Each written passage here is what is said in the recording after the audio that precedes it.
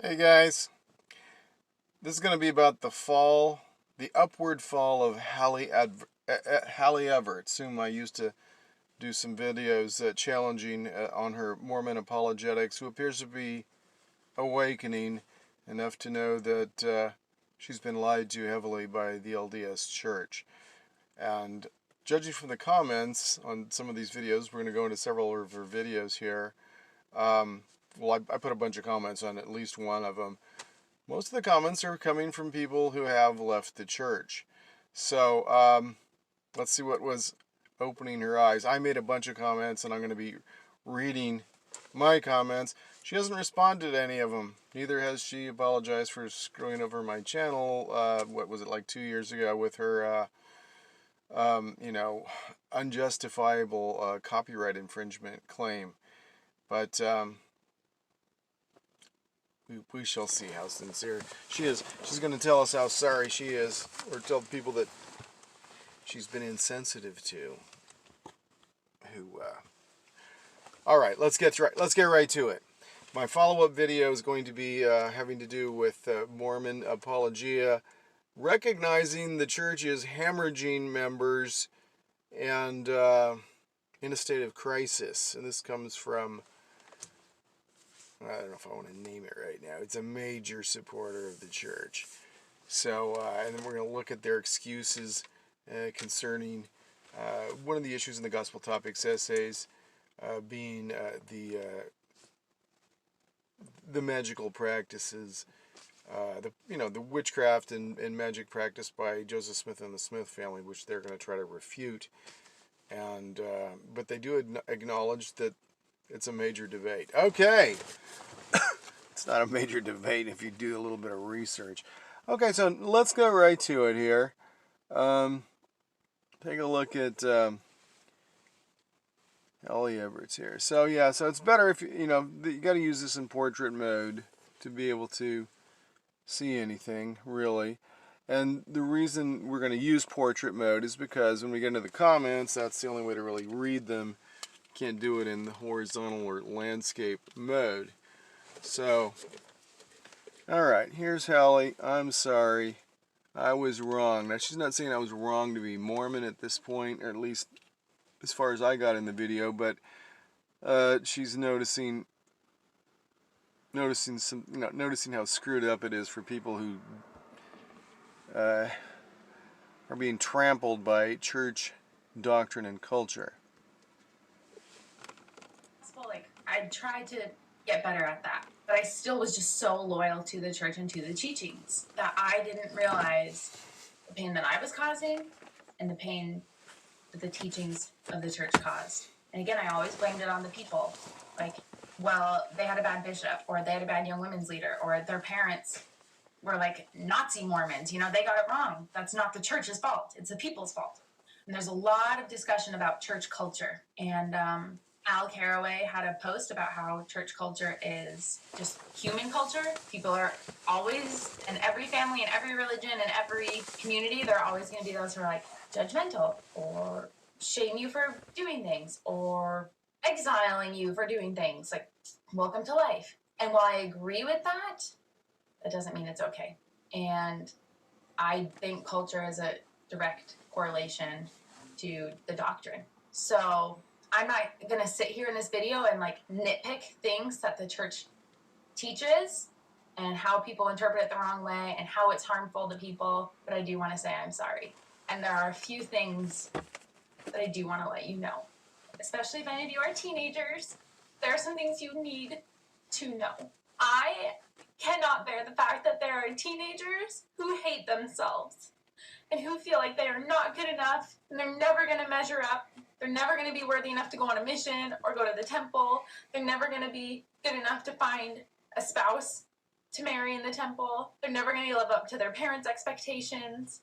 That they're never going to live up to God's expectations. That God is probably disappointed with them and doesn't love them because of the mistakes they make. Know that there are people who are confused and have questions or doubts, and they have no safe place to turn to, no one to talk to.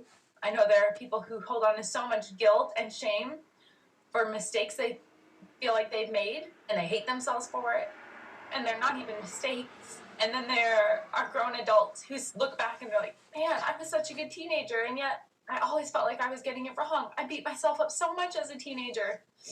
That's horrible. You should not be carrying around that pain 10, 20, 30 plus years later. I know that there are women, mothers, who worked their butt off to be the best mom they could be, who did scripture study, prayer, temple nights, mutual, FHE, all this stuff in their home so that they could teach their kids the gospel and save their kids, right? So that their kids would not make any bad decisions and not leave the church. And yet their kids turn out gay, or their kids leave the church, or their kids get pregnant, and the moms hate themselves, feeling like, where did I go wrong? What did I do wrong? You did nothing wrong. There are people who are gay who feel like there's something wrong with them.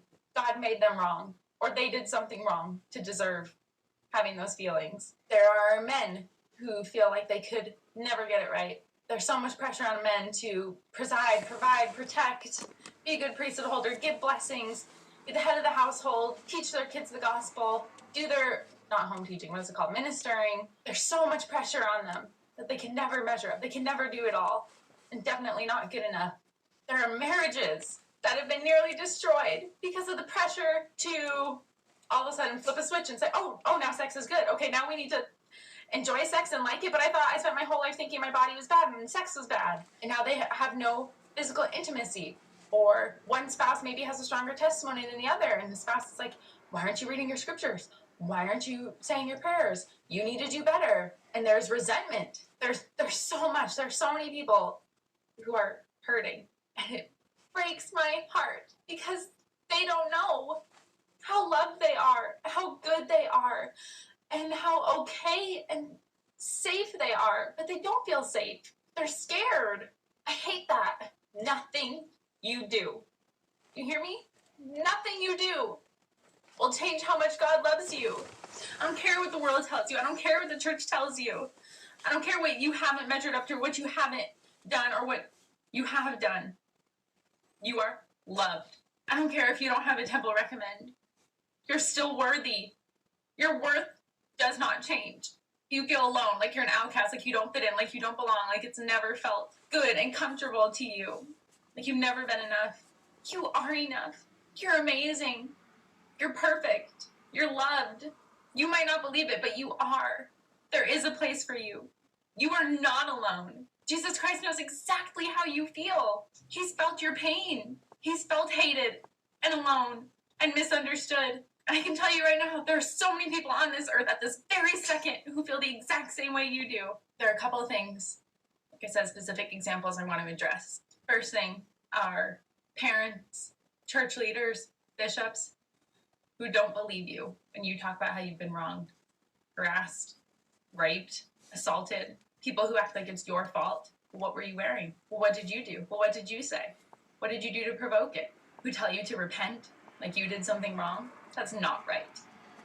It is not your fault. It is not your fault. To the people who have had their concerns or doubts just dismissed, your points are valid. Your thoughts and feelings matter. If you feel like there's no safe place for you to go, you don't have friends, you don't have parents, you don't have leaders to turn to, because they'll just tell you, you just don't have enough faith, or that's your fault, or you're interpreting that wrong. You're not doing anything wrong. It's not your fault. It's not because you're lacking in faith. It's not because you're sinning. You need a safe place, and you deserve a safe place to voice your concerns and thoughts and feelings and opinions, because your voice matters. How you feel matters. To those who have expressed their concerns or doubts or opinions, and you've been threatened, your eternal salvation has been threatened. Well, where else are you going to go to find eternal life? No other church teaches what our church teaches. Well, how are you going to be with your family forever? If you don't believe this, you're not going to be with your family forever. If you break your covenants, you're going to go to hell. You're going to go to the celestial kingdom.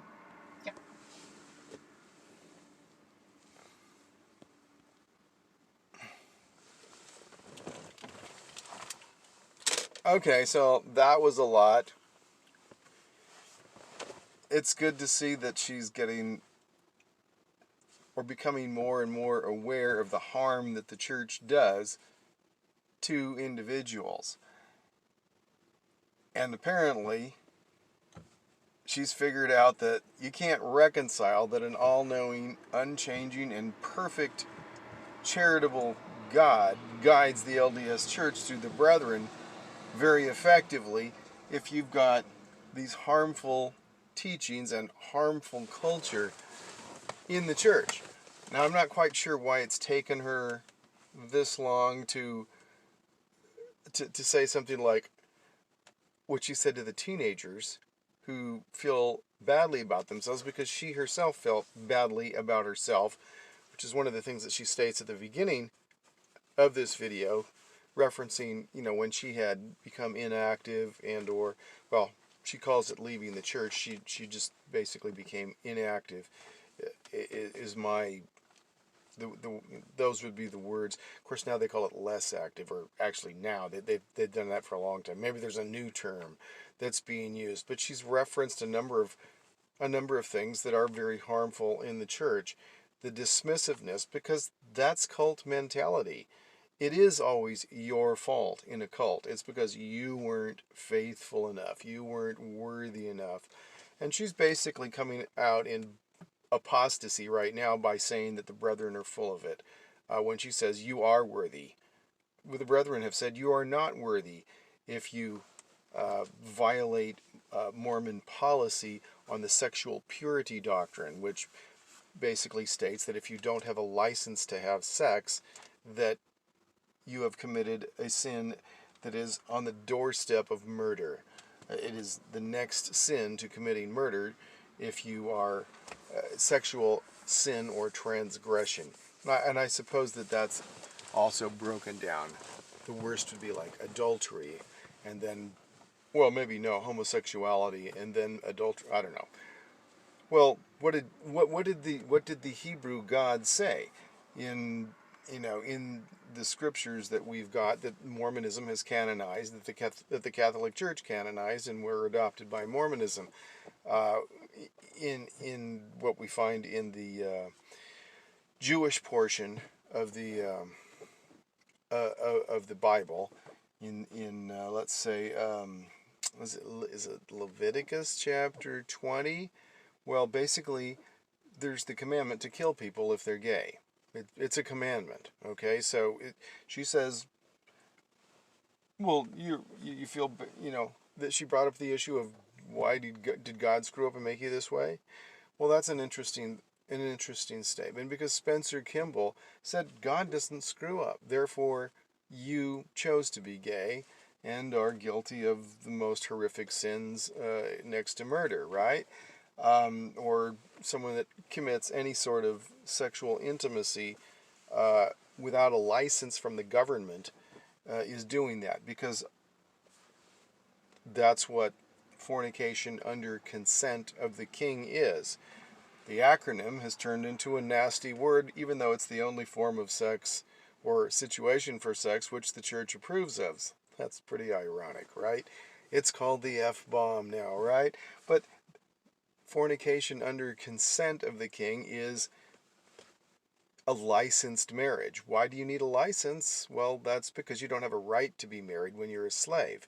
So you get licenses, which are exceptions for things you don't have rights to do, like have a business, for instance, or get married. So this plays into the whole thing about how false the narrative is that the United States of America is a land of freedom, because it isn't, but I'm not going to get really into that on this particular video. So Halleigh's noticed that God's one true organization and vehicle for obtaining eternal life with your family seems to harm a lot of people.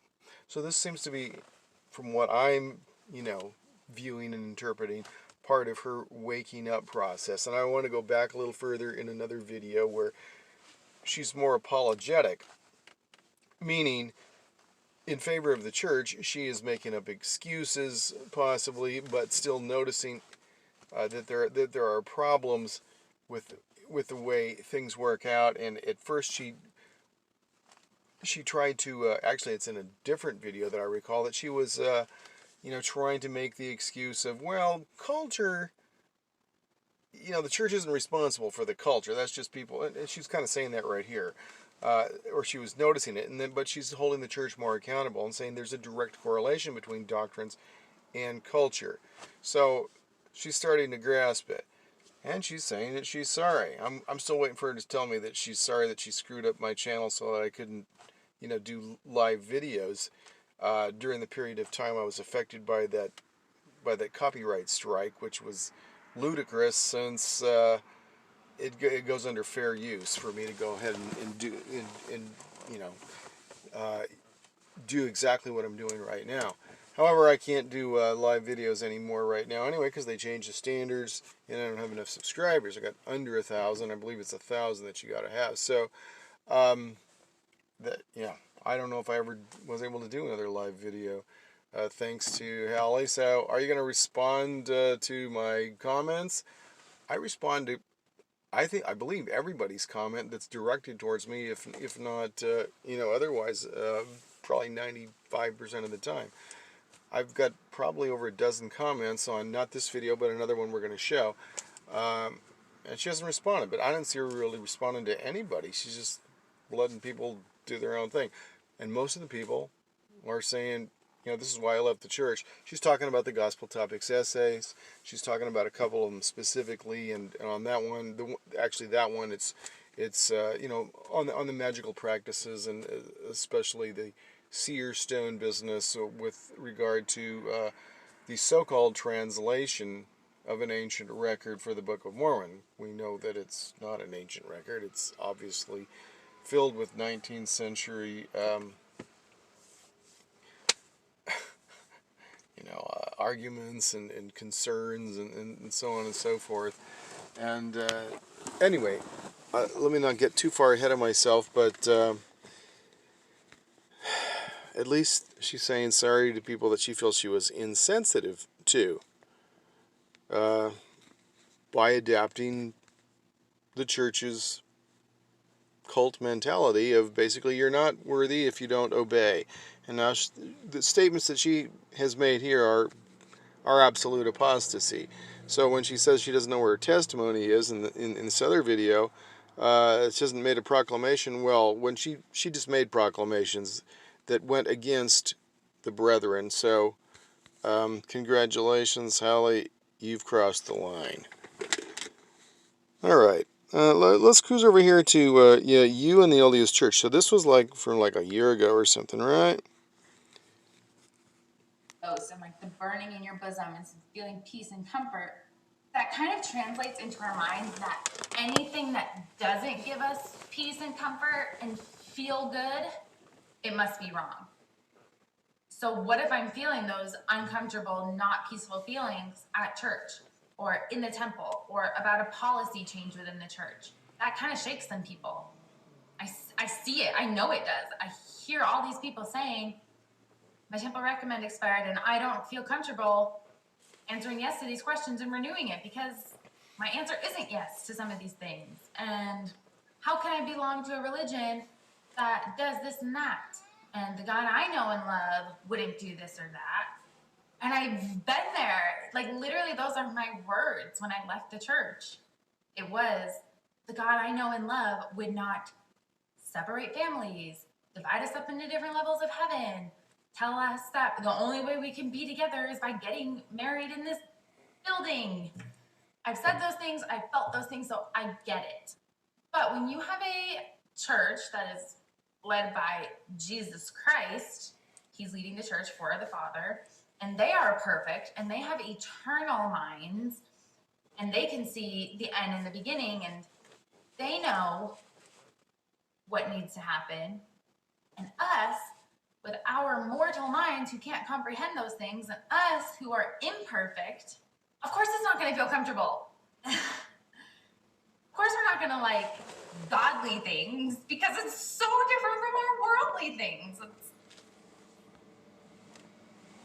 Okay, so that's a nice try, except for you're violating the doctrines of the church there, because you're taught that, sure, you're carnal, sensual, and devilish by nature until you yield to the enticings of the Holy Spirit, and then you've had your that's Book of Mormon language, and then in more modern LDS teachings, when the requirements of receiving the gift of the Holy Ghost or confirmation into the church on top of baptism were put forth, then hey, you're supposed to have the Holy Spirit guiding you, and that's the big difference that allows you to feel what's true and what's not true. You're supposed to have this process. She mentioned the burning in the bosom thing out of, what is it, Doctrine and Covenants, section 9, when Oliver Cowdery is being told, supposedly by the Lord through Joseph Smith, that that's how he'll be able to feel that, he's correctly translating Book of Mormon passages, and then he's told, sorry, sucker, you missed your chance. But that is touted to Mormons, and I don't know that I know anyone who's ever said they felt a burning in their bosom. I mean, throw in a comment below. Did you ever feel a burning in the bosom? I've had plenty of spiritual experiences, lots of them, and a burning in the bosom, I never had that. Sorry. I've had all kinds of very, poignant experiences, very amazing experiences, but I never had what is touted is the way to, discover truth. But we're also told, oh, you'll feel peace. And then there's the reference given, to that Old Testament scripture. Is it in Isaiah? Maybe I'm wrong. I used to know all this stuff so well, but the Lord was not in the whirlwind, but then it was a still small voice. So we have that language in the LDS Church, that still small voice, the whisperings of the Spirit. But she's talking about people feeling like, hey, there's something rotten in Denmark here. Sorry, you Danish folks. There's another one I could use, but that sounds so racist. So anyway, bottom line is, there's something that isn't right here. There's something that's not right here. I can feel it. And more, so here she's trying to cover using this, these rationalizations that we're given. Of course you don't understand it. The way God's ways are higher than man's ways. You can't comprehend it. Don't counsel the Lord. When stuff doesn't make sense, just realize you're a stupid human, carnal, whatever. And you must realize how inferior you are. Just have faith. Stop thinking rationally. This is part of the mind control process of the whole principle of faith. Faith is, what is the definition of faith by, Christians would be the words attributed to the Paul character. That the evidence of things not seen, the, substance of things not, whatever it is. I know it, but anyway. And then in Mormonism we use, Alma chapter 32, whatever verse it is, where it says, faith is not to have a perfect knowledge of all things, wherefore if you have faith you hope for things which are not seen, which are true. Okay, so you're hoping for something to be true, and it must be true if you're hoping for, that's kind of convoluted, isn't it? My definition, it's the ability to swallow shit and not taste it. Oh, sorry, Mom. Yeah, so basically, to believe shit that's not only unsubstantiated, but actually conflicts oftentimes with evidence that we have to the contrary. Yeah, just have faith. You'll figure it out in the next life. Things aren't always clear. In fact, there's a comment where somebody's kind of using that stuff, and I'm saying, okay, well, Jesus just lied here, okay? He just conflicted with his own story here within the LDS canon, like when he lies to the brother of Jared and tells him he's the first dude to ever see him because no one's ever had enough faith in Ether chapter 3, verses 9 and 15.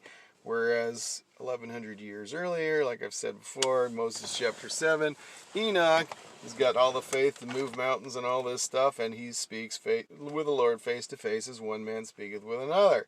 That would have been like, 3300 BC or whatever, right? I don't know. So it was roughly 1100 years, something like that. Difference. And you say, no, you're the first one ever, right? Just like Joseph Smith was going, what was he telling the, all the stuff he told all the girls, all the BS he said just to get them in bed with him. Hosea chapter 3, spiritual wife doctrine, before the whole sealing thing came out for, trying to catch women, he just couldn't bed with that Hosea chapter 3. According to Sarah Pratt, one of the apostles' wives that he tried that stuff on. And failed, though he was successful with Orson Hyde's wife, apparently. So, Haliegh Everts waking up is hard to do, but we can see kind of a process going on here. She's recognizing, and why is it so difficult? Well, she stated at the beginning of that other video, because she felt so crappy about herself, for having sex as a teenager and so on and so forth, being an unworthy person according to church doctrine, and then she felt like her life came together. She marries the chiropractor. Life is better. Jesus must have done it because she repented of her terrible iniquities of, sex without a license from the government. All right. So she's noticing that the church harms people. First, it's all people's fault. Now she's starting to notice there's a direct correlation between the doctrines and what she previously just blamed on screwed up Mormon culture. Now, the doctrines specifically teach that you're filthy. You're filthy if you don't abide the policies, the doctrines, the edicts, what is found in LDS scripture and, commandments supposedly received by these presidents of LDS Incorporated. Just like the ones we've got in the Jewish scriptures and the Roman, New Testament scriptures. We've got approval, by Paul of the trash taught by the Jews, about how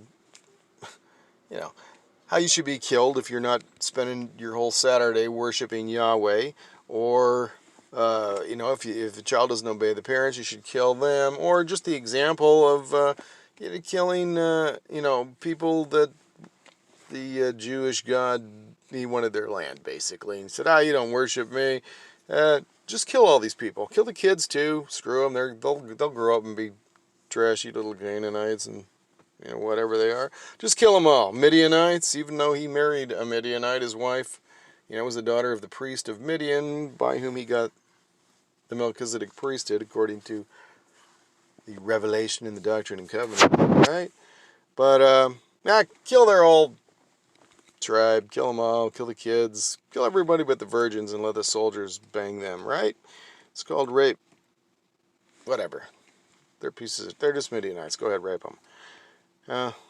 Sounds like one of the religions that evolved from the Jewish religion, the Muslim religion, the Islamic fundamentalists. Fundamentalist means they're just following what the scriptures say, which says if they're queer, kill them. If they disobey their husbands, kill them. If they don't, if they disrespect their God, kill them. I mean, it's in your Bible. Haliegh, I don't think read her scriptures very well, because the God she knows and loves, well, that's Christian scripture too, and he was a ruthless psychopath if you just do the reading. All right, and treats women like trash too, might I add. What about making girls eat goat shit smoothies, right? Drink them in the tabernacle. If their husbands accuse them of infidelity, take them to the priest, who acts like a witch doctor and says, great, okay, girl, you can drink a goat shit smoothie. So they sweep up the dirt off the tabernacle floor from these sheep herders and goat herders, throw it in with some holy water, mix it all up, and she's commanded to drink it, and then the priest curses her that she'll have basically a miscarriage or an abortion. May thy thigh, which is a mistranslation of fetus, rot within thee, right? And if she survives it, it was because actually she didn't commit adultery, right? Sorry. Guilty till proven innocent. Yeah. Okay, so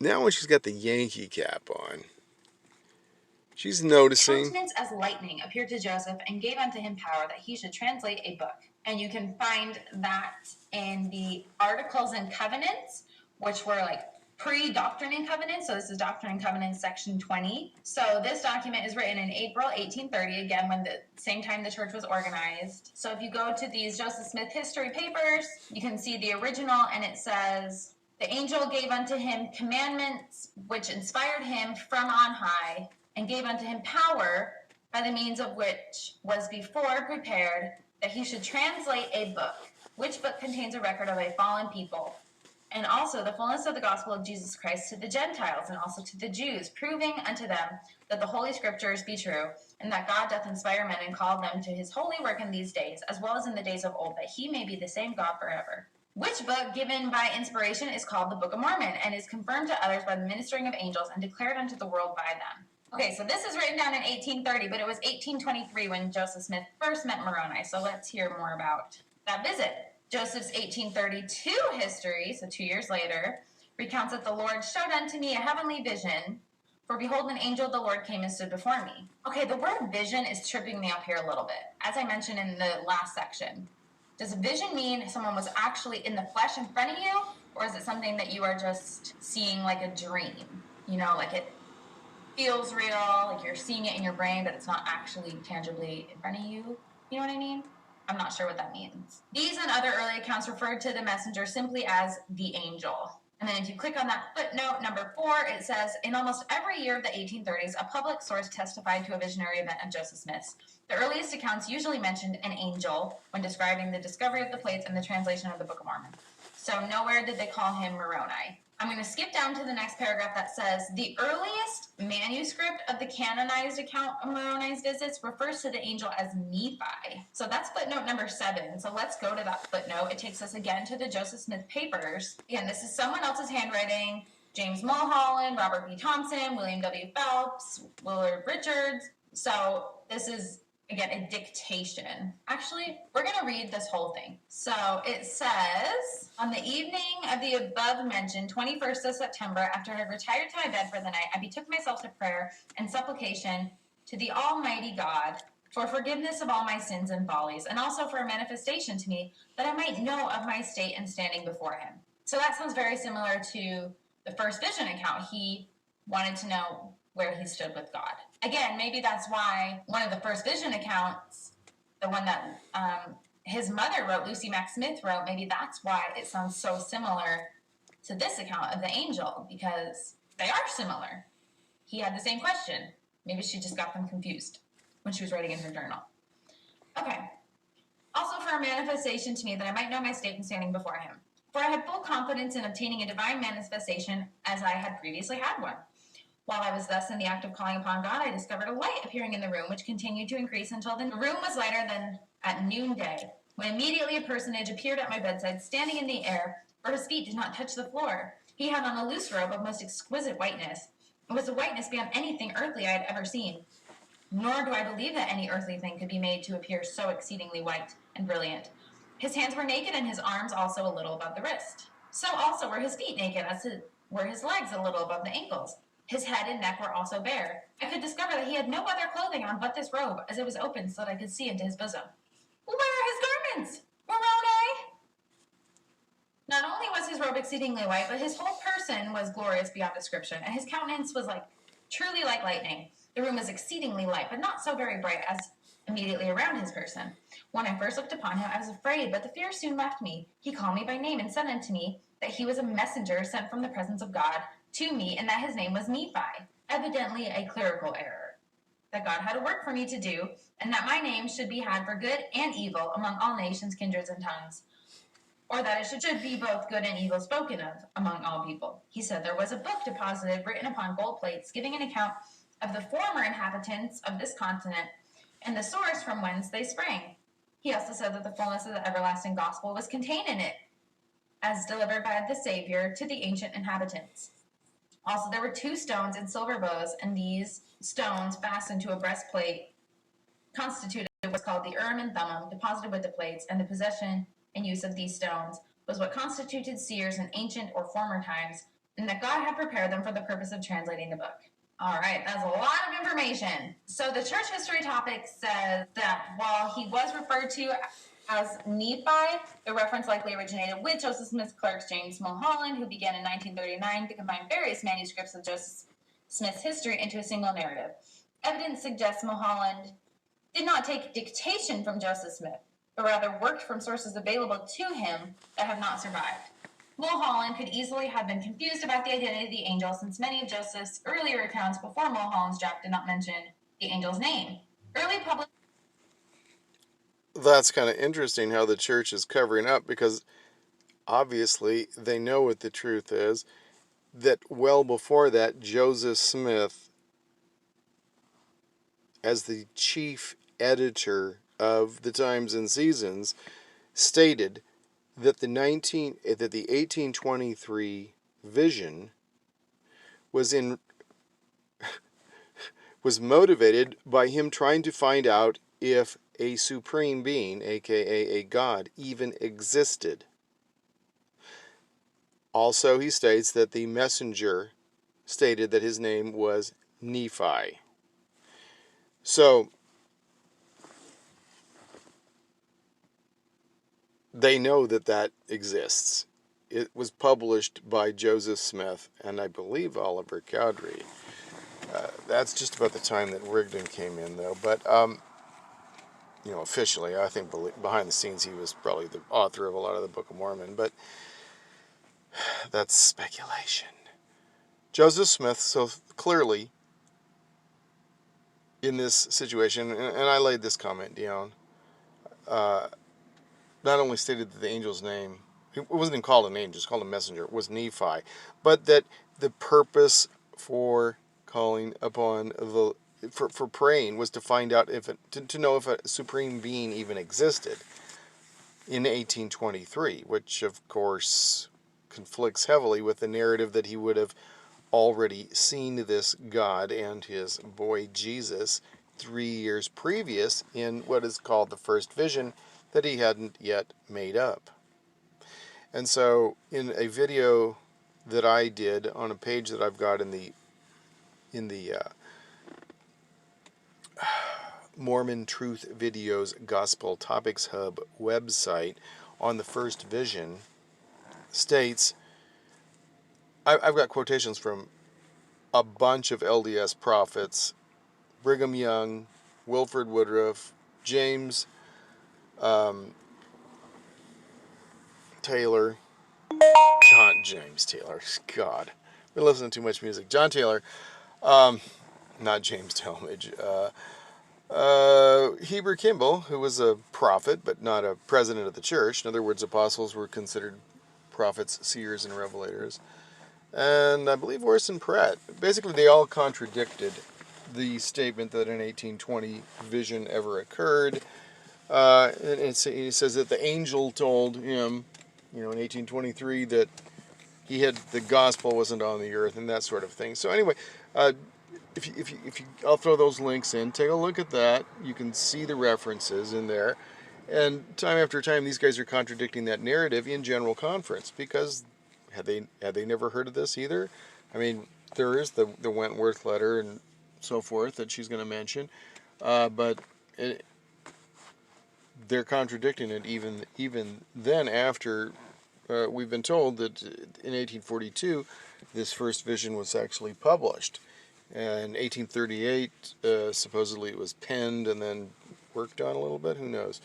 So there are several things that she's going to start noticing here that just don't add up. It's kind of like a detective kind of a show, I hate to use the Forensic Files. I hate that show, but I was kind of stuck in a room where I wound up hearing it. It's full of horrible crimes and so forth. But one thing I noticed in there is they'd say, we noticed that the statements were inconsistent with evidence we had, or contradicting previous testimony. And basically, that's the process of noticing, hey, this shit isn't adding up. What's going on here? Have faith. It's just your fucked up carnal mind. No, Forget what you've been programmed to stop thinking and actually use your brain. And she's doing this, and she's noticing there's some problems with what she's been told at church. History, as well as other accounts that mention an angel Nephi, all relied on Mulholland's draft. Okay, so they're saying there are other documents as well where the angel was referred to by the name of Nephi, but they think that all those documents. Okay, hang on. I'm gonna put this through the stereo system. Let me pause it for a sec for y'all. Actually call him Nephi or not. As a result, both Nephi and Moroni appeared in publications during the 1840s and 1860s. I don't know why, if this was written down in 1839, why Joseph Smith wouldn't have corrected it somewhere along the line. Joseph Smith died a few years after that, so he definitely had time to correct them and say that. I don't know why. Your eyes are becoming opened. You're beginning to notice this stuff already. Sorry, just love quoting Lucifer from the temple. 1860s to still say Nephi, because I feel like that should have been corrected, but what do I know? In 1835, Joseph identified the angel as the Book of Mormon figure Moroni in a revelation published in the Doctrine and Covenants. Okay, so that answers my question. So if this revelation was from 1835 and it's in D&C 27, verse 5, but that's in our modern Doctrine and Covenants. So in the Joseph Smith papers, the way it was broken up, it was a different section. And it was verse 2 saying, "And with Moroni, whom I have sent unto you to reveal the Book of Mormon containing the fullness of the everlasting gospel." Okay. How about a couple of little notes here? The fullness of the everlasting gospel. Does the Book of Mormon contain the fullness of the everlasting gospel according to Mormonism? No, it's full of 19th century Christianity. Pretty much nothing that Mormonism is known for actually is in the Book of Mormon. The doctrine of the Godhead is conflicting with what we now have. I've gone over that so many times. We had a modalistic view, which is similar to Trinitarianism. It's just that the Holy Spirit just isn't that important, really. And so he says, so we have that God the Father and Jesus Christ are one in the same. Like I think I just mentioned this. Maybe it was on a comment to somebody just a few minutes ago, regarding what's in Ether chapter 3, verse 14. "Behold, I am Jesus Christ, I am the Father and the Son." Where he's lying to the brother of Jared, telling him he's the first dude that's ever had enough faith to see him, and first one that's ever seen him, even though we already had that with Enoch, okay, in Moses 7. So we've got that. So does the Book of Mormon tell us that polygamy is necessary? Like section 132, you have to accept it or you won't become a god. No, it doesn't. It actually condemns polygamy outright in like Jacob chapter 2 and maybe 3, right? So, and then Mormons use the excuse or the apologetics. Oh, it says except I wanted to raise up seed to me. Then that's the only time. Otherwise, you got one wife. Well, Joseph Smith, what seed did he raise up to, Brigham Young raised up plenty of seed, right? But Joseph Smith didn't. So what's up with that? What's up with the fact that the Book of Doctrine and Covenants had a so-called revelation, or basically a statement, that Joseph Smith could have gotten rid of if it was not accurate, because I believe that Cowdery put it in there when Joseph Smith was away or something, but it never got changed, which stated you can only have one spouse at a time, and you're only at liberty. I mean, even divorce wouldn't change that. Only the death of the person, whether or not you were still married or not, would allow you to take upon, to take another wife. So,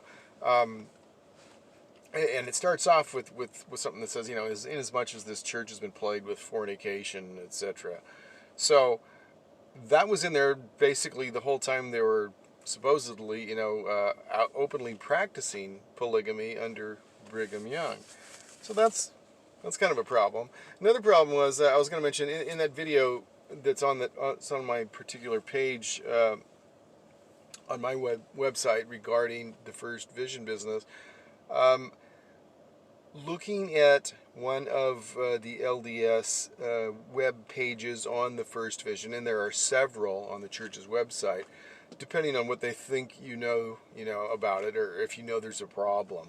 So, and this one, it's for people that, it's for Sunday school manual, where people, don't realize there's a problem. Because the essays were basically buried in such a way that you have to bring them up through searches, that indicate you already know there's a problem. Or do what I do and just go to the site map at the bottom of any of the pages on LDS.org, which is the Church of Jesus Christ.org also now. Go to the site map and then you can go to the essays. And then even the important essays are buried in a myriad of other ones. They've tried damage control. Anyway, what I was going to say is, in this particular one, they have a reference where, of William Smith, Joseph Smith's brother, saying, when Joseph told his parents about the vision, they said, we believe him because he was always a truthful boy. And it's talking about this alleged 1820 first vision that we've been told happened, that no one ever heard of, until maybe after Joseph Smith was dead for the most part, or allegedly was, published in 1842. People weren't joining the church on first vision like they were when I joined the church. No, they'd never heard of such a thing, and so the church has this footnote, William said he's such a truthful boy about, and it's about this 1820 vision. Except when you check out the footnote, and I showed it in that video, it's not about an 1820 vision. It's about 1823, when Joseph is starting to try to find out about religion, according to his brother William. Of course, even if it was happening like in the fall, that would be kind of premature, because this Smith family really got involved in searching out religion after the November death of Alvin. After it. And when we see in the Pearl of Great Price, the Joseph Smith history, which is really pretty much rewritten, I think, by Orson Pratt and possibly others, it's written in the first person of Joseph Smith, as if he wrote it, saying, my family members joined the Presbyterian faith for a while, before I had this first vision. If he had the first vision in 1820, then that would have been like, what, 1819 or whenever, one of these revivals were supposedly happening, but although they weren't. Well, we know that actually happened probably about 1824, maybe early 1824, because that's when they started getting into checking out Christian religion, going to the Presbyterian church, because the Presbyterian minister conducted Joseph's brother's Alvin's funeral and suggested that he had gone to hell because he wasn't a saved Christian, which offended Joseph Smith Sr., thus he didn't go to the Presbyterian church. So that's a problem when they're trying to tell us it happened before first vision, that would be in 1820, when that stuff we know happened 4 years later. It was inconsistent with the facts that we had evidence occurred. So the narrative conflicts with known fact, because it's made up later, backdated, and they just hope you don't check footnotes, etc., etc. Well, let's see what Halieg's discovering. She may not notice or not know of all these things. I've given her some of this information in the comments. Don't know if she's checking it out, but she is noticing some inconsistencies. She's doing some critical thinking, and that's part of the waking up process. So let's view her waking up process as best we can. A little bit confusing to me if he said it right here in the Doctrine and Covenants. Again, that's footnote number 5, and that was from the year 1835. Why up until 1860 were they still referring to him as Nephi? In 1842, there was a letter to the saints that again mentioned Moroni, and you can read this letter. It is in Doctrine and Covenants, section 128, and it says, and again, what do we hear? Glad tidings from Cumorah, Moroni, an angel from heaven, declaring the fulfillment of the prophets, the book to be revealed. So, again, 1842, he's calling him Moroni. Why did they not get that corrected? Silly mistakes. Brigham Young was the... Okay, one other thing just came to mind here. So she talks about, she mentioned that the angel said, you know, the ancient inhabitants of this land and the source from which they sprang. That's what's in the Book of Mormon. And what does it say the source that they sprang from was? Israel, right? So, yeah, they came from Jerusalem and took that 3-day walk to the Red Sea, according to the story, which is physically impossible, and came to America, and then their DNA disappeared. So, the church changed the preface to the Book of Mormon in 2006, saying, "Oh, the American the American Indians, well, you know, that the Nephites were among their descent, they were, you know, among their progenitors or something, right? I mean, to try to say we never said, yeah, well, actually, yeah, the Book of Mormon states it, and this preface stated it, that the source of the American Indians was from the Middle East, which is obviously proven not to be the case. When you got, what was it? Was it 99.6% of the people tested of these, you know, Native American tribes can be sourced to, you know, East Asia, like Siberia. Anyway, I've talked about extensively about the DNA and DNA studies in the Book of Mormon essay, which is super misleading and dishonest, and I'm not going to really get into that one right here, but I'll probably do that on one of hers when she's getting into that. But I wanted to bring that point up also because, you know, it was something that she read, which we know that the church has now backpedaled on and lied about in that essay, stating falsely that the Book of Mormon doesn't even teach that that's true.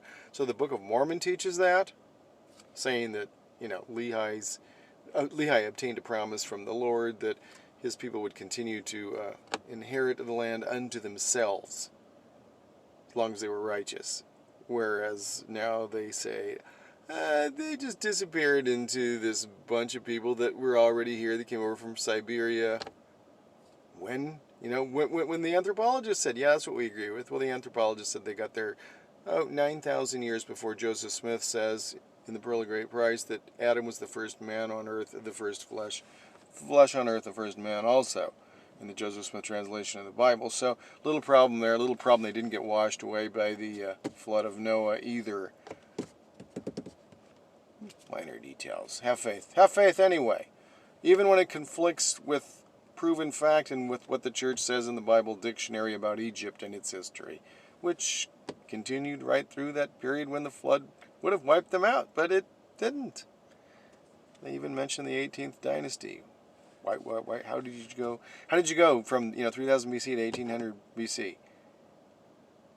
Which is just kind of a coincidence, I guess, at this 18th dynasty at the same time, but come on. Egypt was wiped out by the flood, right? According to the book of Abraham, and according to the book of Ether.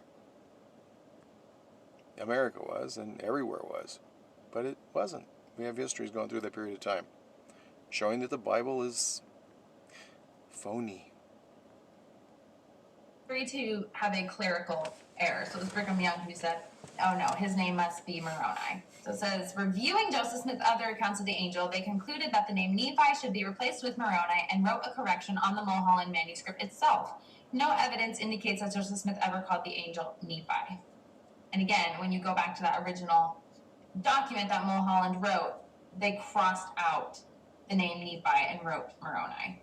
Okay, now when you go to the bottom of church history topics, it says related topics, gold plates. Let's click on those gold plates and see what it says. With rumors swirling about the plates, Joseph sought to set the record straight by publishing official statements in the first edition of the Book of Mormon. Joseph's preface And a testimonial written by a group of 8 witnesses described the plates as having an appearance of gold. And unfortunately, when you click on that footnote, it doesn't take you to the Joseph Smith papers, so I can't actually read that document. The Book of Mormon authors simply said they engraved their writings on plates, and that comes from 1 Nephi and the Words of Mormon. So I guess we don't know that they were actually gold, they just looked gold. In their descriptions, Joseph Smith and the witnesses emphasized the antiquity of the plates and their curious engravings, but it was the golden sheen of the plates. Okay, so since people have hefted the plates, supposedly, but they're always covered with a cloth of some sort so that no one could actually see what they looked like, they said they weighed like 40, 50, 60 pounds, which would be about what tin plates would weigh. Gold plates in that size, defined in there, would probably be close to 200 pounds. When this problem was noticed and argued about, brought up, church apologists who speak kind of for the church but not officially, that way the brethren maintain plausible deniability. I mean, why doesn't Jesus just tell them what to say? Come on, why do you have to have apologists say this so you can make up another excuse and say, well, we never said that, that was just those dumb apologists. They say, oh, well, they had the appearance of gold. But if you look more into the Joseph Smith story, the angel said he was afraid he'd be tempted to get rich selling the plates, like melt them down or something. Why? Well, not because they're a worthless alloy that's lightweight, but because they were actual gold, is what is being implied there. Or was the angel too stupid to know they were an alloy?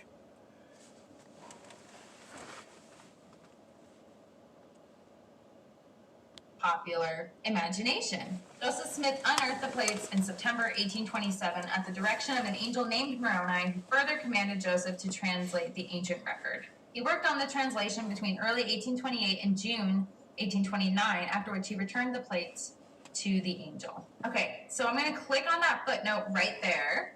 It's footnote number 7, and it takes us to a history that is from Joseph Smith history, sometime between 1838 and 1856. Again, this is the same type of thing, same handwriting, dictation. Okay. So he had heard something of a silver mine having been opened by the Spaniards in Harmony, Susquehanna County, state of Pennsylvania, and had previous to my hiring with him been digging in order, if possible, to discover the mine. After I went to live with him, he took me among the rest of his hands to dig for the silver mine, at which I continued to work for nearly a month without success.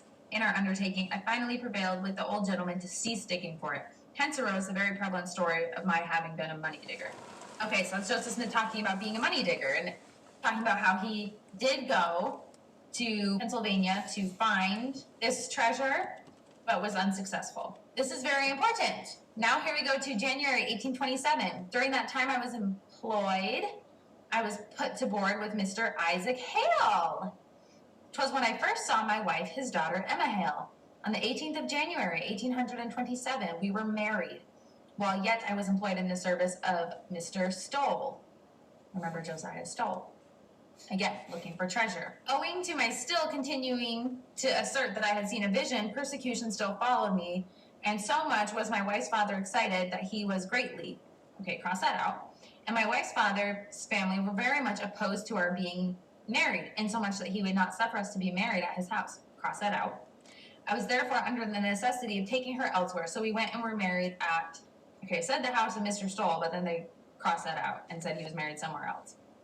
Immediately after my marriage, I left Mr. Stoll's and went to my father's and farmed with him for that season. Okay, so we were just talking about Book of Mormon and translation, but then all of a sudden we're going back and talking about treasure digging and hidden.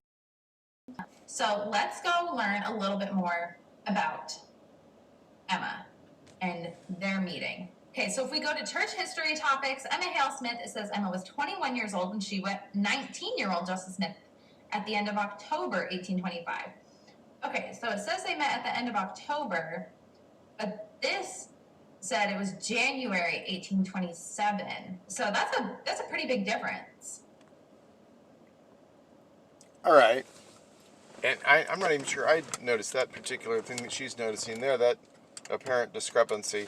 But I did want to bring up a couple of things here, because in there it says, thus arose the very prevalent, story that I had been a money digger. Now in this next video I'm going to do, I say I'm going to do this next video because I was watching this thing today, and so yeah, the Joseph Smith Foundation people are like, that means that he was associating with the scum of the earth as a money digger, and that's just not true, and we're gonna, here's the real facts.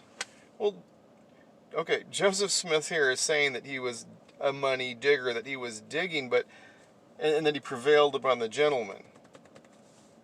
Really? Well, the gentleman, Josiah Stoll, whose descendants I used to visit as a stake missionary, by the way, interestingly, when I was a believer,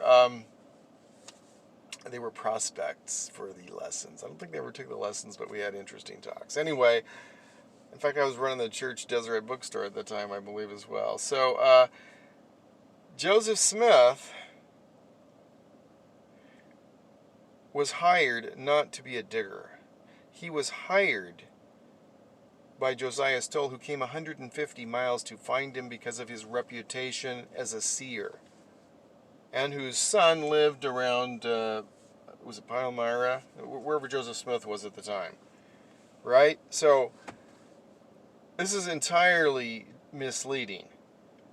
It's entirely misleading. Joseph Smith was the head of the, he was the reason there were people there to dig, is because he was looking at the magic stone in his hat, the one on South Park that basically caused the Gospel Topics essay to be written, because so many people noticed that they'd been lied to, but because the church had been showing them pictures of Joseph Smith looking through the magic glasses at the golden plates and the ensign and the New Era and the Friend, and actually his wife and others say, no, he was just looking at the rock and a hat. There weren't any plates around, for God's sakes.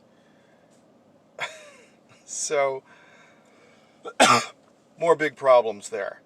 The church is misleading us in publishing the Joseph Smith history with this statement that thus came the very prevalent story of me having been a money digger. No, he was the magician, or at least pretending to be the magician, if not the magician, that was using the magic stone, consecrated, set apart through witchcraft, through a magic spell.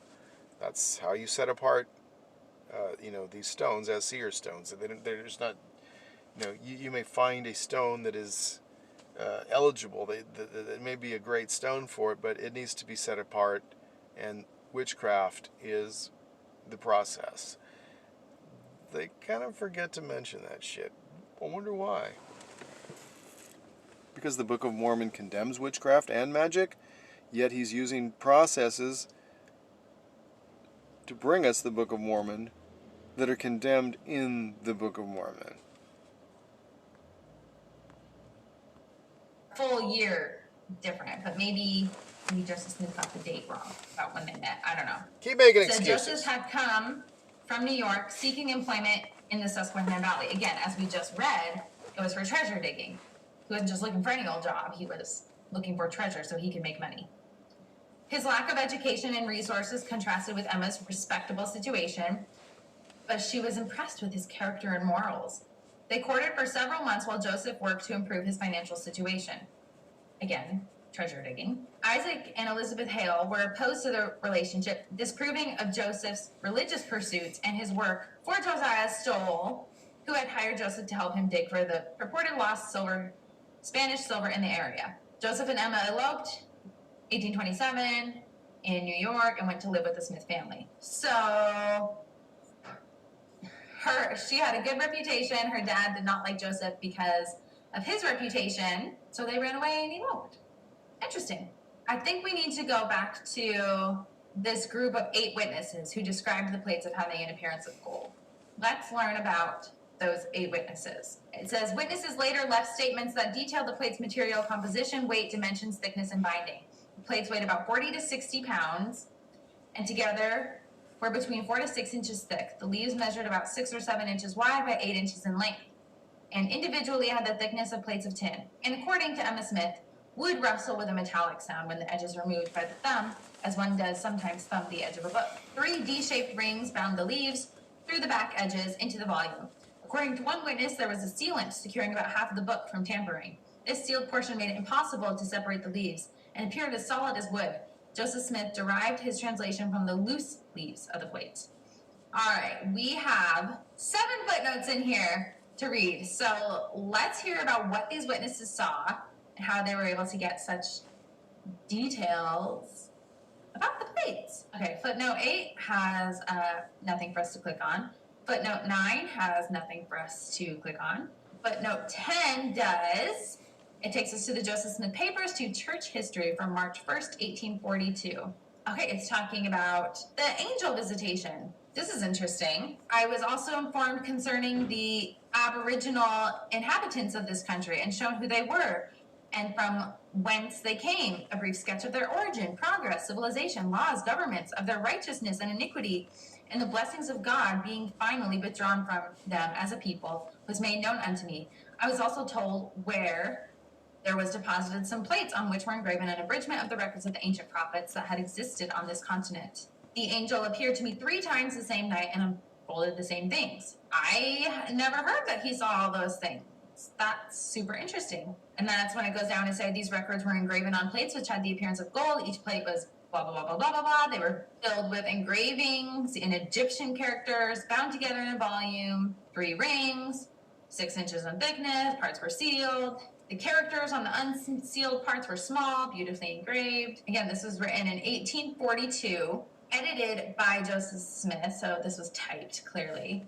It's a 5-page article, and that was in the Times and Season, which was like a newspaper in Nauvoo. So the historical background is that a lawyer asked his friend, John Wentworth, to ask Joseph Smith to write a summary of the doctrines and history of the Latter-day Saints. So Joseph Smith wrote this essay, and it was published as church history in the church's newspaper, Time and Seasons. It says, opportunities for favorable treatment of the church in non-Mormon publications were rare, and some previous attempts had not been entirely successful. So basically, Joseph Smith couldn't get any positive Mormon literature into other newspapers, so the church had to come up with their own newspaper. Joseph Smith told Saxton that the letter had been written by the commandment of God, and was asked them to publish the letter, but some newspapers refused. So Joseph Smith responded to Wentworth's request with a sketch of the rise, progress, persecution, and faith of the Latter-day Saints. In this history, which later came to be known among Latter-day Saints as the Wentworth Letter, Joseph Smith recounted his first vision. Okay, we already talked about the Wentworth Letter. Great. He also included a 13-point summary of the Latter-day Saints' beliefs, which are now known as the Articles of Faith. Cool. This is created by Joseph Smith. These are Joseph Smith's words that were just typed up and officially published. So he is the one giving the description of the size of the plates. It says, in this important and interesting book, the history of ancient America is unfolded from its first settlement by a colony that came from the Tower of Babel at the confusion of languages to the beginning of the 5th century of the Christian era. We are informed by these records that America in ancient times has been inhabited by 2 distinct races of people. The first were called Jaredites and came directly from the Tower of Babel. The second race came directly from the city of Jerusalem about 600 years before Christ. They were principally Israelites, the descendants of Joseph. The Jaredites were destroyed about the time that the Israelites came from Jerusalem, who succeeded them in the inheritance of the country. The principal nation of the second race fell in battle toward the close of the 4th century. The remnant are the Indians that now inhabit this country. This book also tells us that our Savior made his appearance upon this continent after his resurrection, that he planted the gospel here in all its fullness and richness and power and blessing, and that they had apostles, prophets, pastors, teachers, and evangelists, the same order, the same priesthood. Okay, it just tells us basically what the Book of Mormon is about. Okay, so those aren't witnesses like the church history topic says. That is just Joseph witnessing it. So we still need to know what other witnesses have said. There's no link for footnote 11, no link for footnote 12, no link for footnote 13, no link. And why are there no links? for these footnotes. Why don't they want us to be able to examine what they've got there? Could it be that they're falsified once again, just like the one I mentioned where William Smith was not talking about an 1820 vision, but the church pretended that he was in the footnote? I wonder if they've taken the link out of that one. No link for footnote 15. So apparently all those things that they are using as resources to talk about, we can't look at for ourselves. Because I guess they haven't been put in the Joseph Smith papers yet or something. So let's just hop over to church history topics. Witnesses of the Book of Mormon. The first edition of the Book of Mormon featured 2 testimonials, one written by a group of 3 witnesses and another by a group of 8. The 3 witnesses, Oliver Cowdery, David Whitmer, and Martin Harris, declared an angel of God appeared to them and showed them the Book of Mormon plates, and they heard the voice of the Lord pronounce that Joseph Smith's translation had been accomplished by the gift and power of God. This experience took place in June 1829 near the home of Peter Whitmer Sr. in Fayette, New York. An additional 8 witnesses, members of the Smith and Whitmer families, declared that Joseph Smith himself showed them the plates and allowed each other to heft the ancient artifact and examine its engravings. Several others had direct experiences with the plates or otherwise witnessed Joseph Smith's translation of the Book of Mormon. All right, let's dive into these witnesses. All right, so when you click on the footnote here, it takes you to the testimony of the 3 witnesses, but it is a picture of the book. So like, it was published at the end of the Book of Mormon. So this is a photograph of the book. I'm going to take you to, still in Joseph Smith papers, the printer's manuscript of the Book of Mormon from 1923. These photocopies were made. And this item is apparently copyrighted by the Community of Christ. So the Church of Jesus Christ of Latter-day Saints does not own these historical records. The LDS Church, Reorganized Church of Jesus Christ of Latter-day Saints, which is now called the Community of Christ, they had the printer's manuscript. So that picture that we were shown of the printed copy, that came from a manuscript. So this is the manuscript. They don't know if this is the original version or if they're copies of an earlier image. But anyway, you can see the handwriting here was done in Oliver Cowdery's handwriting. Oliver Cowdery wrote the manuscript and signed the witnesses' names. So this is not each of the witnesses' actual own signatures. This is Oliver Cowdery writing and signing for them, which was then later typed up and printed and put into the Book of Mormon. You can read the testimony of the 3 witnesses. It says, through the grace of God the Father and our Lord Jesus Christ, we have seen the plates which contain this record, which is a record of the people of Nephi and also the Lamanites, his brethren, and also the people of Jared, which came from the tower, which hath been spoken. We also know that they have been translated by the gift and power of God. For his voice hath declared it unto us. Wherefore we know of a surety that the work is true.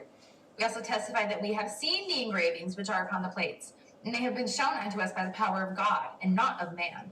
And we declare with words of soberness that an angel of God came down from the heaven, and he brought and laid before our eyes, that we beheld and saw the plates and the engravings thereon. And we know that it is by the grace of God the Father and our Lord Jesus Christ that we beheld and bear record that these things are true. Okay, wait. An angel came down from heaven and brought the plates before your eyes? Why would the angel need to bring you the plates if they were in Joseph Smith's house? If Joseph Smith was working on them and translating him, why did an angel have to bring them to you? All right. Maybe because they weighed 200 pounds and they're too heavy.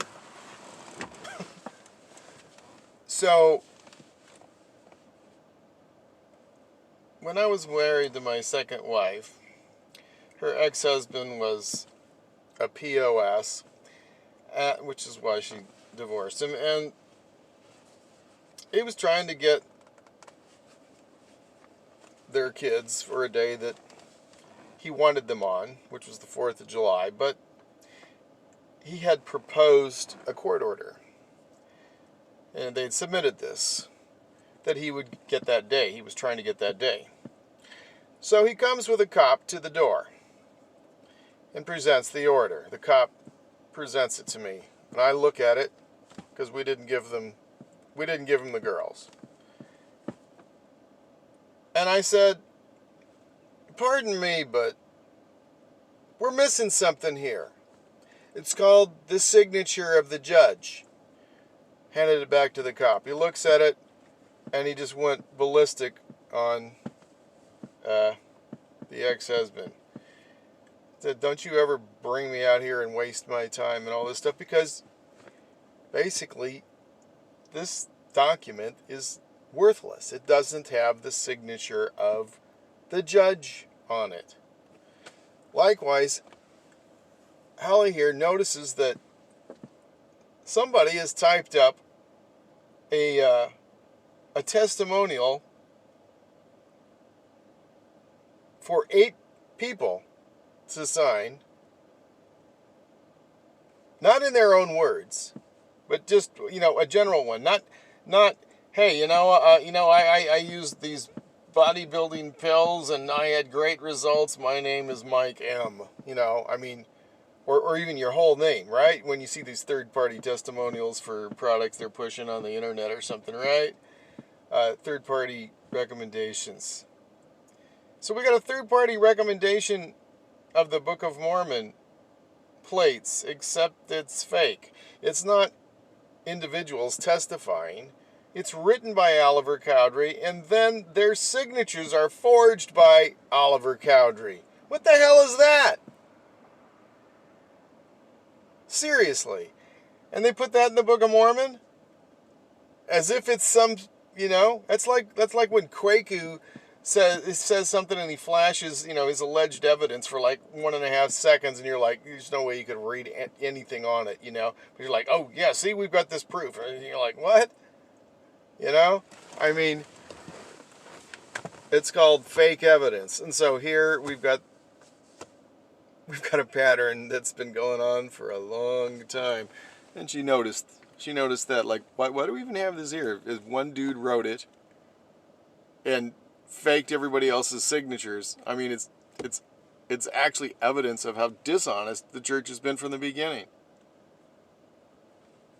Again, it's printed in a book, the witnesses, the 8 witnesses. It says, Joseph Smith Jr. shown unto us the plates of which have been spoken, which have the appearance of gold, and as many of the leaves as the said Smith has translated, and we did handle with our hands, and we also saw the engravings thereon, all of which has the appearance of ancient work and of curious workmanship, and we bear this record with words of soberness, that the said Smith has shown unto us, for we have seen and hefted, and know of a surety that the said Smith has got the plates of which we have spoken, and we give our names unto the world to witness unto the world that which we have seen, and we lie not, God bearing witness of it. All right, let's click on this next footnote, which takes us to a history, Joseph Smith history. It says, revelation to Oliver Cowdery, David Whitmer, and Martin Harris, given previous to their viewing the plates containing the Book of Mormon. Okay, so this is before they had their witness. Basically, this is a revelation that the Lord is saying, if you rely on my word and do so with full purpose of heart, you shall have a view of the plates, and also the breastplate, and the sword of Laban, and the Urim and Thummim, which were given to the brother of Jared on the mount, when he talked to the Lord face to face. And the miraculous directors, which were given to Lehi while in the wilderness, and on the borders of the Red Sea. And it is by your faith that you shall obtain a view of them, even by that faith which was had by the prophets of old. And after that you have obtained faith, and have seen them with your eye, you shall testify of them by the power of God. And this you shall do, that my servant Joseph Smith may not be destroyed, that I may bring about my righteous purposes unto the children of men in this work. Okay, so the Lord is threatening them, saying, if you do not see these plates, well, if you don't first have faith, and then see the plates, and then testify of them, Joseph Smith will be destroyed. But wasn't he destroyed? He was killed a few years later.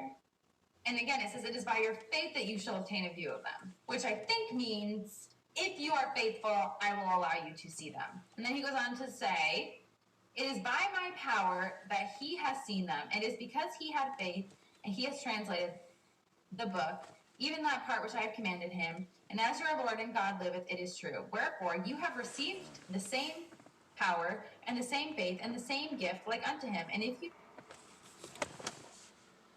As I, your Lord God, liveth, it is true. Meaning, it was correctly translated and written according as he said, to write it or translate it.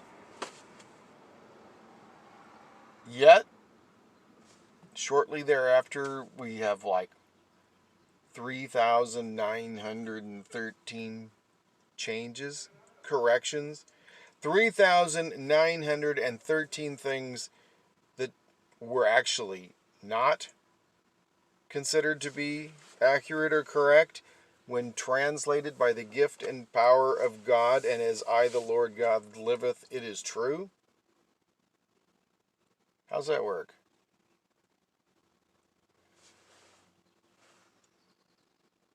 And we're supposed to believe that this came from magic glasses looking at plates. Originally, we were supposed to believe that.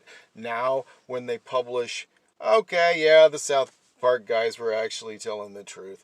Here's the stone, the magic rock that he used to find treasure, which we admit he was doing, and translate the Book of Mormon, because on this brown, egg-shaped rock, too bad I don't have my SeerStones with me, I left them in another state. The words appeared on it, not like inside, like on a crystal ball, but on the outside of the rock, like it's a kind of a funny shaped chalkboard. And until the correct interpretation, until the the words that were on there, in other words, the translation of the Egyptian characters, Reformed Egyptian, mind you, was given in English. Not English that was modern at that time, but, like 17th century English that would correspond with, I don't know, the 1769 KJV that a lot of it came out of and had the mistakes of the 1769 KJV in it. Oops. Yeah, so maybe she'll notice some of these major problems. So, bottom line is Joseph F. Smith, I believe, was probably quoting, was it David Whitmer or Emma Smith or somebody there, but he testified himself that the words didn't disappear until they were correctly transcribed. If they were correctly transcribed by either of these magical processes, which of course all would have been condemned by the condemnation of magic and witchcraft found in the Book of Mormon itself near the end, then how were they wrong and needing to be changed time after time? In fact, we've got the change in 1981 when Spencer Kimball was apparently embarrassed that obviously the Lamanites were not turning white like the Book of Mormon promised, and like he had stated they were three shades whiter if they joined the Indian placement program that he was head of as an apostle. So then we just decided Jesus kind of screwed up on that one too when he said that they would become white and delightsome again. So they changed it to pure and delightsome.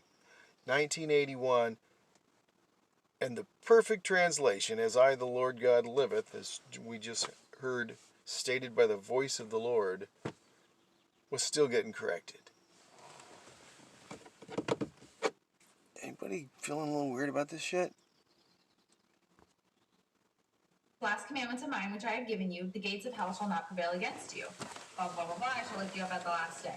So again, the Lord is threatening them, saying, I will give unto you power, and the gates of hell shall not prevail against you if you keep my commandments, which is have faith, see the plates, testify the plates. And I think a key phrase here is that it is by my power that he has seen them, because he had faith and he is translated.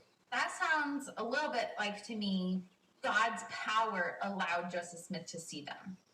It wasn't Joseph Smith's eyes that saw them. It was God's power allowing Joseph Smith to see them, which kind of sounds like a vision. I don't know. Good points. They touched them and they gave the measurements and stuff, so. Okay, so now we're going to go down. It says, not many days after the above commandment was given, we four agreed to retire into the woods to try to obtain by fervent and humble prayer the fulfillment of the promise given in this revelation. that they should have a view of the plates. We accordingly made choice of a piece of woods convenient to Mr. Whitmer's house, to which we retired, and having knelt down, we began to pray in much faith to Almighty God to bestow upon us a realization of those promises. I commenced by vocal prayer to our Heavenly Father and was followed by each of the rest in succession. We did not yet, however, obtain any answer or manifestation of the divine favor on our behalf. We again observed the same order of prayer, each calling on and praying fervently to God in rotation, but with the same result as before. So they went into the woods to pray. I don't know why you need to go in the woods to pray. Apparently that's a thing you do in the 1800s. And here's the interesting part. Upon this, our second failure, Martin Harris proposed that he would withdraw himself from us, believing, as he expressed himself, that his presence was the cause of our not obtaining what we wished for. He accordingly withdrew from us, and we knelt down again. So sad. Martin Harris is like, I'm screwing it up. I'll leave. We spent many minutes engaged in prayer when presently we beheld a light above us in the air of exceeding brightness, and behold, an angel stood before us. In his hands he held the plates which we had been praying for, these to have a view of. He turned over them leaves one by one so that we could see them and discern the engravings thereon distinctly. He addressed himself to David Whitmer and said, David, blessed is the Lord, and he that keeps his commandments. When immediately afterwards we heard a voice from out of the bright light above us saying, these plates have been revealed by the power of God, and they have been translated by the power of God. The translation of them which you have seen is correct, and I command you to bear record of what you now see and hear. So, Once again, the divine voice declaring that they were correct. Why did we need thousands of corrections to something that was declared by the voice of God or his appointed angels was correct? A little bit of a problem here as the church continues to fly by the seat of its pants in bullshitting the members. Think she's noticing this? an angel brought the plates to them in the woods after they prayed. So again, they had a vision, but the plates were right inside the house. These plates have been revealed by the power of God. They've been translated by the power of God. So that sounds like a faith thing, not like a, hey, this for sure legitimately happened. Joseph Smith looked at this ancient text and was able to translate it. It was God that allowed him to translate it, not because Joseph Smith knew Egyptian. And these plates were revealed. You can see these plates by the power. Have I mentioned recently that Joseph Smith gave us a translation of a bunch of the Egyptian alphabet along with the Book of Abraham? And that his translation was 100% wrong? Never mind, he got this shit right though. Otherwise, you would not be able to see them. So therefore, were the plates actually there? I don't know. It sounds confusing. Okay, it says we left and went to go find Martin, who was at a considerable distance, fervently engaged in prayer. And he soon told me, however, that he had not prevailed with the Lord, and earnestly requested me to join him in prayer, that he might also realize the same blessing which we had just received. We accordingly joined in prayer and ultimately obtained our desires.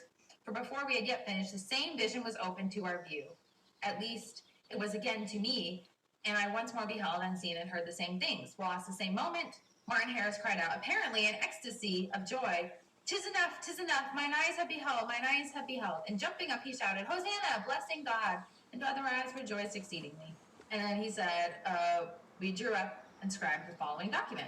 So they did as they were commanded. They saw the plates and then they wrote their witness. And here it is. Here is the testimony, the witness, written down, again, in the scribe's handwriting. This isn't the actual signature of each person. You can see the handwriting is consistent throughout.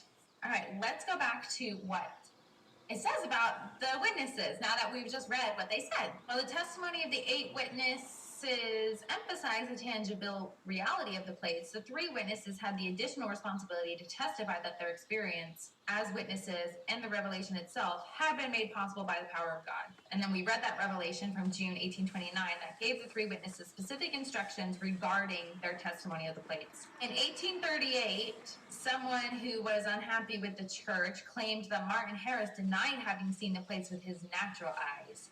Citing the language of the revelation, this church member asserted that to see by God's power meant that the witnesses viewed the plates only in vision or imagination. Okay, that's what I was saying. It sounded like a vision, like same thing as seeing Moroni. Was Moroni actually physically there in touch of them, in front of them, or was it a vision. Harris felt misrepresented and immediately attempted to clarify his earlier statement. Struggling to put the transcendent experience into words, he stated, according to Burnett, that he saw the plates as if he saw a city through a mountain. And we can go and see this letter right here. He said, Joseph Smith and Sidney Rigdon are notorious liars. I do not hesitate to affirm and can prove by a cloud of witnesses, and this is not all. Joseph has prophesied in a public congregation lies in the name of the Lord, and by undue religious influence, he has filched the monies of the church from their pockets and brought them nigh unto destruction, leaving helpless, innocent, destitute of a comfortable support, while he has squandered the hard earnings of those whom it justly belonged. I reflected long and deliberately upon the history of this church and weighed the evidence for and against it, lost to give it up. But when I came to hear Martin Harris state in a public congregation that he never saw the plates with his natural eyes, only in vision or imagination, neither Oliver Cowdery nor David Whitmer, and also that the 8 witnesses never saw them, and hesitated to sign that instrument for that reason, but were persuaded to do it, the last pedestal gave way. In my view, our foundation was sapped, and the entire superstructure fell a heap of ruins. I therefore, 3 weeks since the stone chapel, gave a full history of the church, since I became acquainted with it, the false preachings, and the prophesying, etc. of Joseph, together with the reasons why I took the course, which I was resolved to do, and renounced the Book of Mormon with the whole scene of lying and deception practiced by Joseph Smith and Sidney Rigdon in this church, believing, as I verily do, that this is all a wicked deception palmed upon us unawares. Whoa! Okay, he said, we all were talking. Okay, he names Warren Parrish, Luke Johnson, John Boynton, who all concurred with me. After we were done speaking, Martin Harris arose and said he was sorry for any man who rejected the Book of Mormon, for he knew it was true. He said he hefted the plates repeatedly in a box, a tablecloth or handkerchief over them, but he never saw them, only as he saw a city through a mountain. And he said he should never have told that the testimony of the 8 was false, if it had not been picked out of air, but should have let it pass as it was. Now, if you have anything to say in favor of the Book of Mormon, I should be glad to hear it. Okay, so Martin Harris said he saw them, as you can see, a city through a mountain. Can you see a city through a mountain? You can't see anything through a mountain. I don't even know what that means. It says, many Christians in Harris's day believed it was dangerous or impossible to witness the divine with the physical senses. This belief was rooted in stories from the Bible. One of Joseph Smith's early revelations affirms similarly that humans cannot see God with their natural eyes without being consumed. They could, however, witness his glory with spiritual eyes if they were changed or quickened by the Spirit of God. Okay, so there seems to be a reference there, which is a problematic reference still in the LDS scripture, where in the Doctrine and Covenants, Joseph Smith is supposedly revealing this from on high, from Jesus telling him this, right? I'm using the name Jesus as if it's a real, individual like Mormonism teaches. So, not this fake character invented, for the benefit of the Roman Empire. So, at any rate, it says, no one can see God the Father and remain in the flesh alive without the higher priesthood, without the priesthood, the Melchizedek priesthood. But Joseph Smith in this first vision, of course, didn't have any priesthood in that story, so, we just make an exception because it's Joe, right? Okay, so there were some other things. So here she said this person that was disgruntled. Well, the situation there. So that's like in Kirtland, and maybe she's just learning a little bit about what happened in Kirtland. Maybe she's learned a lot now. But in Kirtland, they formed, basically an unauthorized illegal bank.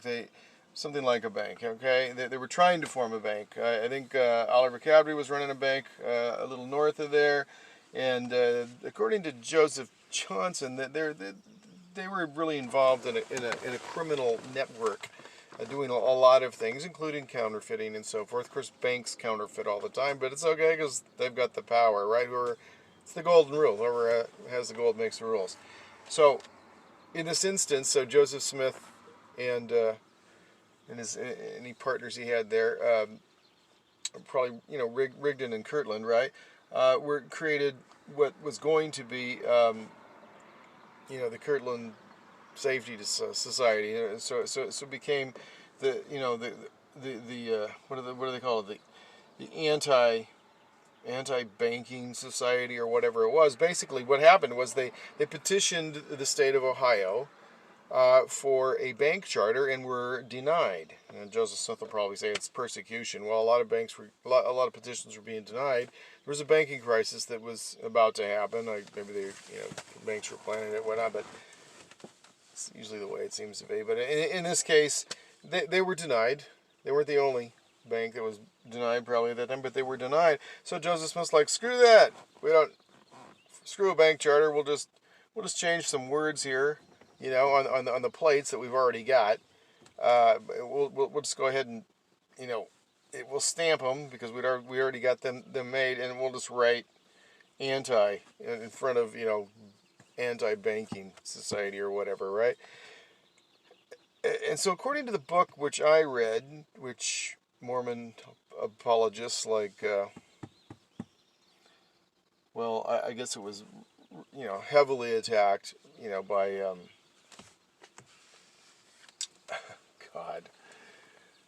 by Nibley, Hugh Nibley, right?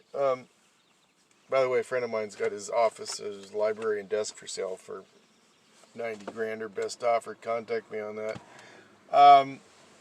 So Hugh Nibley, who was kind of like the father of Mormon apologetics, unless you want to count B.H. Roberts or something, a little back further, a lot back further. What you have there is he wrote his letter called, let me see, am I getting too tired here?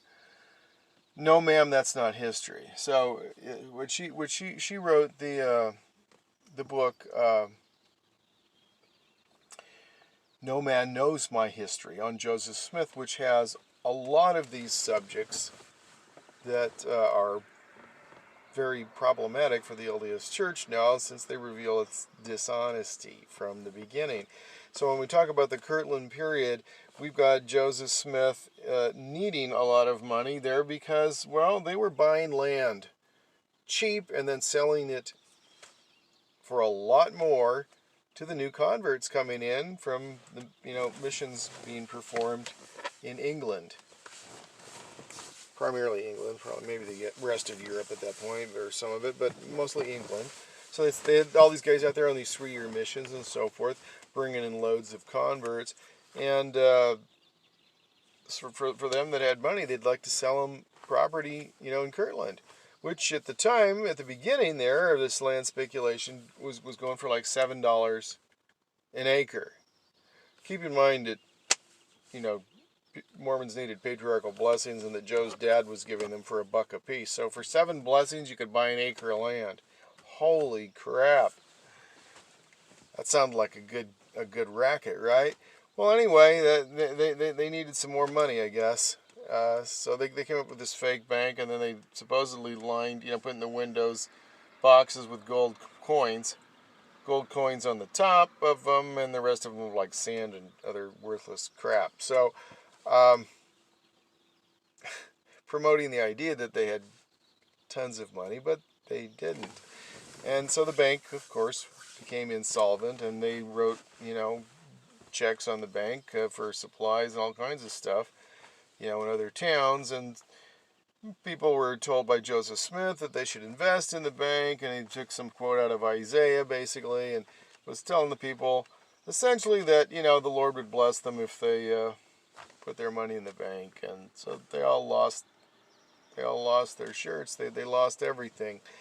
And people were pissed off, so Joe and Rigdon took off for like 5 weeks to Canada to escape the wrath of their own followers who were pissed, and for good reason. So, we get this convoluted history. It blames Warren Parrish or some shit like that in church history. They come back, and half the church had become disaffected. Part of the reason was Martin Harris saying what she said, is that, no, I actually never did see any of this shit. It was a vision, or, you know, saw it with spiritual eyes, or the story she just gave us, right? And some girl, 16-year-old girl, who had a magic stone, SeerStone, had garnered a good portion. I've read up to half of the church members were following her at that point. But Joan Rigdon did pretty well at getting most of them back, if not all, and I don't think she really... I've never read anything about her further success, but that's the kind of thing people did at that point. They jumped on whatever, and a lot of these folks were probably just a little bit gullible. What do you think? Transfiguration. Warren Harris considered the witness's experience with the angel and the ancient record to be just such an encounter with the divine, similar to Joseph Smith's visions. Conscious of the stern warnings of Scripture, he often spoke of the inadequacy he felt at the time he witnessed the plates. Over the years, he employed a variety of phrases to describe his extraordinary encounter.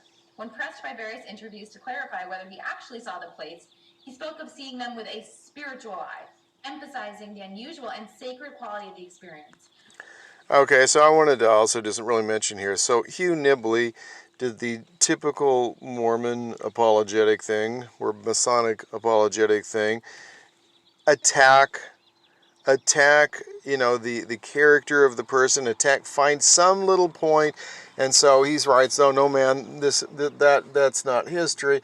They found like a couple of sources that Fawn Brody used in this book that covers so much material, and nitpicked and said, well, you know, a couple of these things don't meet, like, you know, what is established standards for evidence for, you know, people doing researchers and stuff.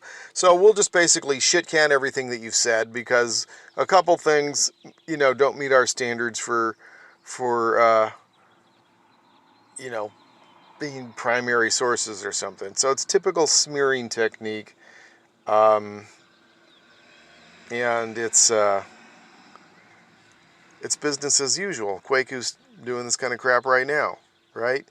And so it's, you know, Fair Mormon, Kwaku, Three Mormons, or whatever they are, Saints Unscripted, Saints Totally Scripted, possibly. Same kind of thing. Let's attack and you know, use character assassination, etc., and avoid really dealing with what the facts are. Not much has changed. Was that Gillette's slogan? More things change than more they stay the same. As sure as you are standing there and see me, he insisted on one occasion, just as sure did I see the angel with the gold plates in his hand. Again, we don't have proof of that. It has a footnote, but there's no link. David Whitmer similarly described both the spiritual and physical dimensions of the witness's experience. Of course, we were in the spirit when we had the view, for no man can behold the face of an angel except in a spiritual view, he explained, adding, but we were in the body also, and everything was as natural to us as at any time. Again, we don't have, wherever this interview came from with David Whitmer, we don't have that recorded. Each of the three witnesses bore repeated testimony of their witness experience in published statements, interviews, and private conversations. Not all of the witnesses' accounts are equally reliable as sources.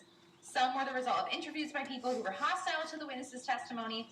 Others were recorded years or decades after the testimony was given. Though the reports of their statements vary in some details, they're generally consistent and adhere closely to the Revelation's instructions. That sounds exactly like the first vision. Well, they say some different things, but overall they're consistent. Well, after reading the different first vision accounts, I don't think they were super consistent. So therefore, my guess is that all of these testimonies are probably not actually very consistent. That's a great point she's making right there. So I want to point out two things. The dishonesty in that gospel topic essay that takes, you know, that discusses the several accounts that the church says they've got of the first vision, as it is called, alleging an 1820 vision, even though, like I mentioned, that fake footnote on one of their things there. And then it says, well, he just emphasize different things in different visions, you know? But she's right. That's bullshit. That's not what happened. They have multiple direct contradictions, big contradictions, like, you know, the motivation for the vision, or certain statements, such as, it had never occurred to me that all these religions could be wrong, or in the other vision, in the other story, well, I already knew that they were all false. You know, it's like, hold on here, okay? 180-degree turnaround in one from another. And yet the church gives us this bullshit that says, oh, they're just emphasizing different things. Well, that's not the case, and it sounds like she's kind of noticed that they were dishonest in how they basically tried to smokescreen us on these, and then they give links to the whole thing, hoping that, you know, most people will be too lazy, and they'll just take their summary of it, which is, it's horse shit. It is. Another thing is, she said, okay, we don't have these other things. Well, she may not be familiar with David Whitmer's statement called An Address to All Believers. I believe that's the name of it. And the reason I bring this up is because, you know, the church shows these, you know, in their movies, oh, look, all these guys, they all left the church, but they never deny their testimony in the Book of Mormon. Well, they'd have to say, yeah, I was just lying through my teeth.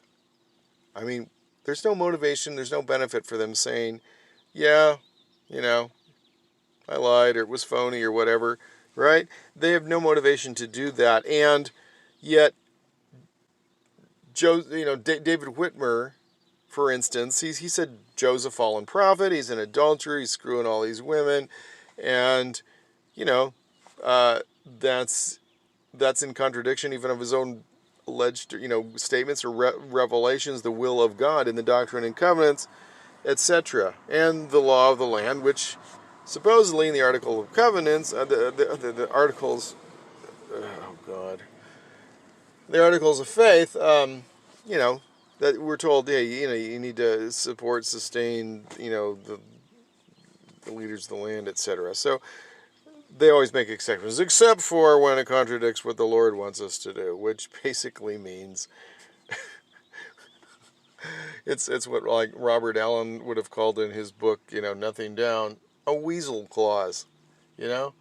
Yeah, sure, I'll give you this offer conditioned on my partner's approval, right? So, then he's got a weasel clause. So that's what this was. This was a weasel clause. At any rate, David Whitmer says, you know, Joseph Smith's, you know, a piece of crap. He doesn't do what he says. He's a liar. He's a fraud. He says, you know, the Kirtland Temple dedication, he goes, that was anything but angelic. And, you know, these people, everybody was fucking drunk. You know, Joe was passing around buckets of wine after telling the people to fast for 24 hours. And there are people that think it was laced with, like, ayahuasca or some shit like that. Who knows, you know, right? But, you know, he said people were getting up and swearing, you know, so bad it'd make a sailor blush or something. I'd recommend reading David Whitmer's Address to All Believers. When you do original research instead of trust what the LDS Church, you know, says in its schmoozing and bullshitting and smokescreening on the church's website, where they tell you, oh, we've looked at all this stuff, and since everything's unreliable, you know, on the internet, we found, you know, we sorted through it so you can keep your testimony, basically reading how we tell you it really happened, and they filter out anything inconvenient. So, what's that tell you? And I think she's noticing these things. They saw it as spiritual eye, or it was a vision, or it was through the power of God that they saw things, but maybe not actually really physically saw things. I don't know. Despite differences with Joseph Smith that led each of the three.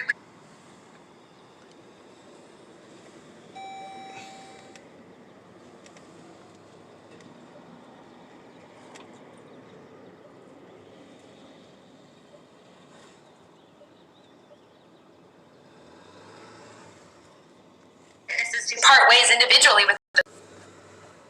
Okay, hold up. You worked firsthand with the prophet Joseph Smith. You saw the angel Moroni. You saw these plates, and you left the church? They continued to affirm their testimony as witnesses throughout their lives. Oliver Cowdery was excommunicated. Martin Harris was excommunicated. David Whitmer left the church.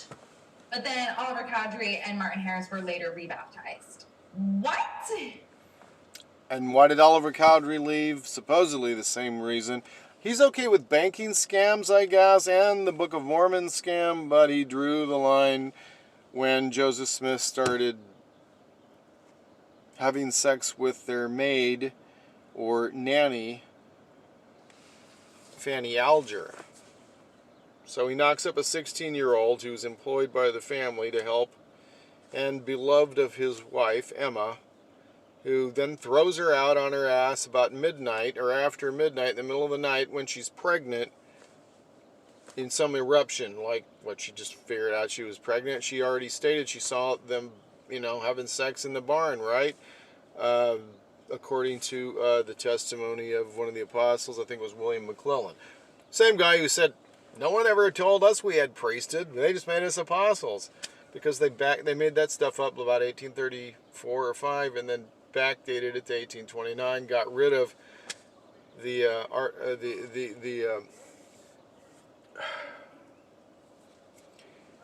why am I stumbling over my words? Anyway, what preceded the book of Doctrine and Covenants, right?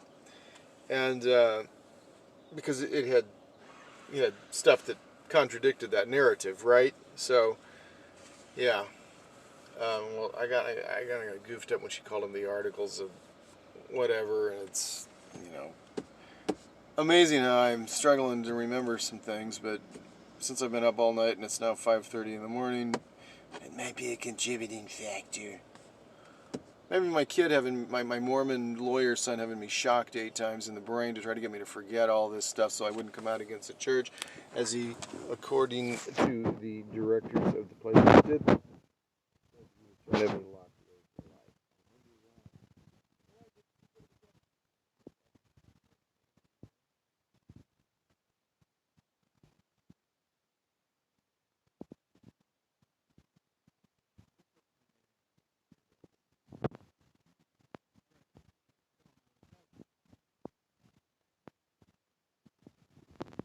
Eventually became estranged from the church.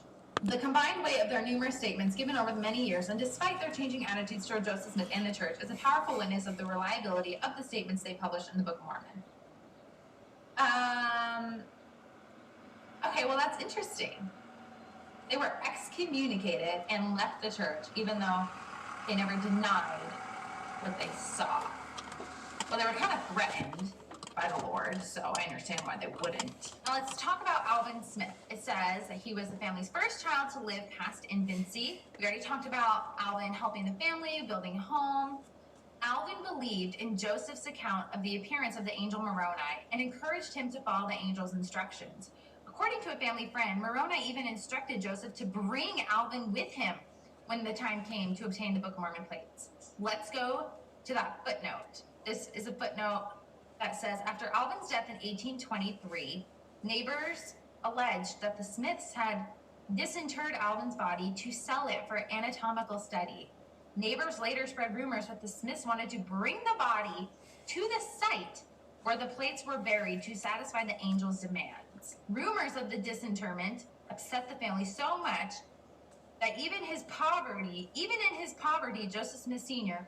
purchased advertisements in the local newspaper hoping to silence the allegations. And then it takes you to the church's website, where it's honestly hard to find which article it is that said this. And I don't know where these people got this information. Neighbors said that. Family friends said that. So Joseph must have told someone something. Like, there's a lot of missing pieces here. But somehow people got word that the angel instructed Joseph that in order to get the plates, Alvin had to be there. Therefore, after Alvin died, they were going to bring his body to obtain the plates. But just a few months before his 26th birthday, Alvin did die, and it was devastating to the family. Again, we talked about how the minister said that he will go to hell because he wasn't baptized. So if we go to Lucy Mack Smith history, we will learn more about Alvin and what the angel said to Joseph. So let's figure this out. We have in Lucy Mack Smith's journal to Joseph, he said, Joseph, I'm going to die now, and the distress which I suffer and the sensations that I have tell me my time is very short. But I want you to be a good boy and do everything that lays in your power to obtain the record. Be faithful in receiving instruction and keeping every commandment that is given you. Your brother Alvin must now leave you. So let's go back farther and find where the angel said to bring Alvin. Okay, this is page 11 from Lucy Mack Smith's history. And this was written between the years of 1844 and 1845. So again, we already read this about the first vision. She said he went to bed and he had an angel come to him saying that none of the churches are true. Okay, that was the confusing part. We're like, wait, are you talking about Moroni or are you talking about the first vision? It says, there is a record for you, Joseph, when you have learned to keep the commandments of God. But you cannot get it until you learn to keep the commandments of God. For it is not to get gain, for it is to bring forth that light and intelligence which has been lost in the earth. Now, Joseph, beware. When you go to get the plates, your mind will be filled with darkness, and all manner of evil will rush into your mind to prevent you from keeping the commandments of God, that you might not succeed in doing his work. And you must tell your father of this, for he will believe every word you say. The record is on a side hill on the hill Cumorah, 3 miles from this place. Remove the grass and moss, and you will find a large flat stone. Pry that up, and you will find the record under it, laying on 4 pillars of cement. Then the angel left him. Again, remember, this is written in 1844, so 20 years after Angel Moroni visited Joseph Smith. 20 years later, she's reflecting back. The next day, he and his father and his brother Alvin Smith were reaping in the field together when Joseph stopped and seemed to be in a deep study. Okay, we already read that. Alvin said, go, get out of here. That's when the angel Moroni came to him again and said, why didn't you tell your father? Joseph said, I was afraid father would not believe. He will, said the angel, believe every word you say to him. Immediately, go. When you get the record, take it to the house, lock it up as soon as possible, let no one see it till it is translated. Then show it to such as the Lord chooses as a witness to the world. Okay, page 3. In your mind. But you must keep your mind always stayed upon God, that no evil may come into your heart. Joseph then promised to do as he was told by the angel, and rose up and went to his brother Alvin, and requested Alvin to go to the house and ask father to come to the field. For, said he, I have something to tell him. When his father went to him, Joseph rehearsed to him all that they had seen and heard. When they came into the house in the evening, they made known the whole family the wonderful things which Joseph had made known unto him. They told Joseph the whole family the wonderful things which he had made known unto Joseph. Okay, she just repeated herself a bunch. When Joseph came in the evening, he told the whole family all that he had made known to his father in the field, and we sat up very late and listened attentively to all he had to say to us. But his mind had been so exercised that he became very much fatigued. When Alvin saw this, he said, brother, let's go to bed. We'll get up early in the morning and go finish. Blah, blah, blah, blah, blah. Before he began to explain to us the instructions which he had received, he charged us not to mention what he told us out of the family, as the world was so wicked that when they did come to a knowledge of these things, they would try to take our lives, and as soon as we obtained the plates, our names would be cast out as evil by all people, and we were ready by sunset to give our whole attention to the discourse of my son pertaining to obtaining the plates of the goodness of God, his knowledge and power, our own liability to error and transgression, and the great salvation that lay before the faithful.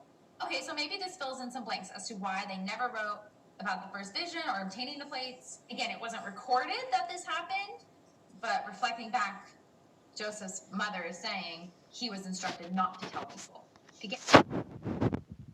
Okay, so let's remember again that in a video that I made, which I referenced earlier, and can be found on the First Vision page of Mormon Truth Videos Gospel Topics Hub, that we had multiple statements conflicting with any possible historicity of an 1820 vision, both by Joseph Smith, Brigham Young, John Taylor, Wilford Woodruff, and either or both Heber C. Kimball and Orson Pratt.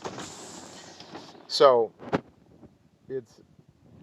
it's not just as, you know, what seems to be going through her mind as to what would possibly explain not mentioning it. It wasn't taught, and Joseph Smith's, you know, own. Again, she may not be aware of what Fawn Brody's got. In other words, she's looking at she's going directly to church-approved materials without the benefit of people that have gone through and done research and gathered things out of various records, including but not limited to what she's looking at. People like Fawn Brodie, people like D. Michael Quinn, who wrote Early Mormonism and the Magic World View. That was the name of edition 1. After that, I think it was called Early Mormonism. He also wrote, Origins of Power and so on and so forth, which delineate a lot of relevant issues here with all this history, especially the first one with the magical practices and so forth, and then which like I said, the Joseph Smith Foundation is trying to deny now, and so I'll deal with that one next. So those are good references, and even the Joseph Smith Foundation is trying to fight with what church patriarch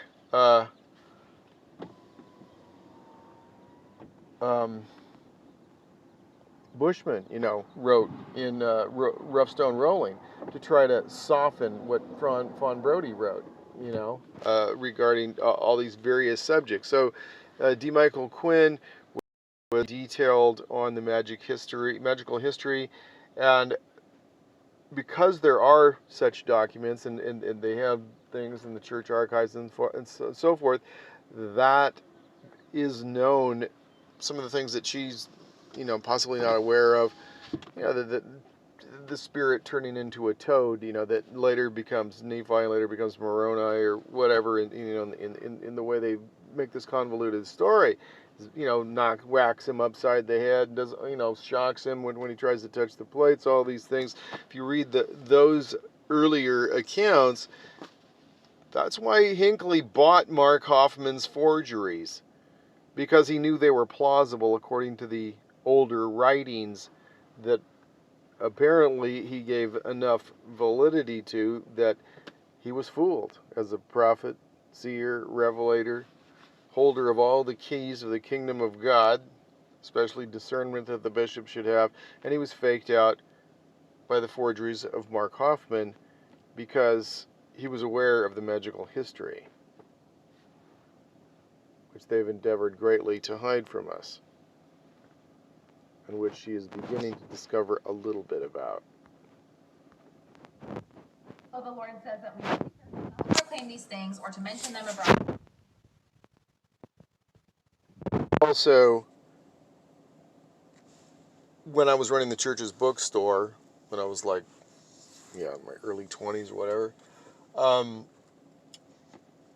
not only sold that book, I read it. I read it, The History of Joseph Smith by his mother, Lucy Mack. But that's a filtered and changed version that Brigham Young approved after he got rid of some stuff that he didn't like. Get these plans for the sake of the gold. If they know we have them, as soon as they do find that we pretend to have any such thing, our names will be cast as evil, and we shall be scoffed at, and all manner of evil spoken. This astonished us very much, and we wondered in our hearts how these things could be, as to why anyone could have a disposition to take our lives merely for a thing like this. But he continued, if we are wise and prudent in all things, that which is revealed to us, God is able to make all things known unto us. Do you believe it? Said he to his father. Why, yes, certainly, answered Mr. Smith, his father. He has all power and wisdom, knowledge and understanding, and of course can teach us all things if we are worthy and will try to live in such a way as to observe the favor of God. From this time forth, Joseph continued to receive instructions from time to time, and every evening we gathered our children together and gave our time up to the discussion of those things which he imparted unto us. I think we presented the most peculiar aspect of any family that ever lived upon the earth, all seated in a circle, father, mother, sons, and daughters, listening in breathless anxiety to the religious teachings of a 19 years of age, who had never read the Bible through by course in his life, for Joseph was less inclined to the study of books than any child we had, but much more given to reflection and deep study. Okay, so that goes along with the idea that Joseph Smith was not interested in reading books or studying, but that doesn't mean he didn't learn things, because his mother was a school teacher, and she could have been reading out loud. She could have been teaching him, orally. He didn't have to be studying books. In the course of our evening conversations, Joseph would give us some of the most amusing recitals which could be imagined. He would describe the ancient inhabitants of this continent, their dress, their manner of traveling, the animals which they rode, the cities that were built by them, the structure of their buildings. And this is before the Book of Mormon was allegedly translated. Because what, he's visiting with angels all the time, I guess, right? Is that what's happening here that they're saying? The same angel that said that the American Indians originated from Israel. But the church took that stuff out of the preface of the Book of Mormon in 2006 when they had egg on their face with the DNA evidence that that was not the case. Mode of warfare, their religious worship, as particularly as though he had spent his life with them. It will be recollected by the reader that all I mentioned and much more took place with the compass of 1 short year. Okay, again, she said Joseph was 19, so he hadn't even started translating the plates yet, and he knew all this stuff. The angel informed him at one time that he might make an effort to obtain the plates on the 22nd of the ensuing September if he visited the place where the plates were laid, thinking he could keep every commandment given him, supposed that it would be possible for him to take them from their place and carry them home. But every commandment that he had been given, like bringing the body of Alvin as a requirement, these are the types of things that these guardian spirits would typically do, when protecting hidden treasure and so forth, if you read things of that day. So eventually he was told by the messenger, I believe, that he could substitute Emma for Alvin to bring. So accordingly, at midnight on the equinox, if you're getting my drift here, in a black carriage all dressed in black, he brought Emma to receive the plates.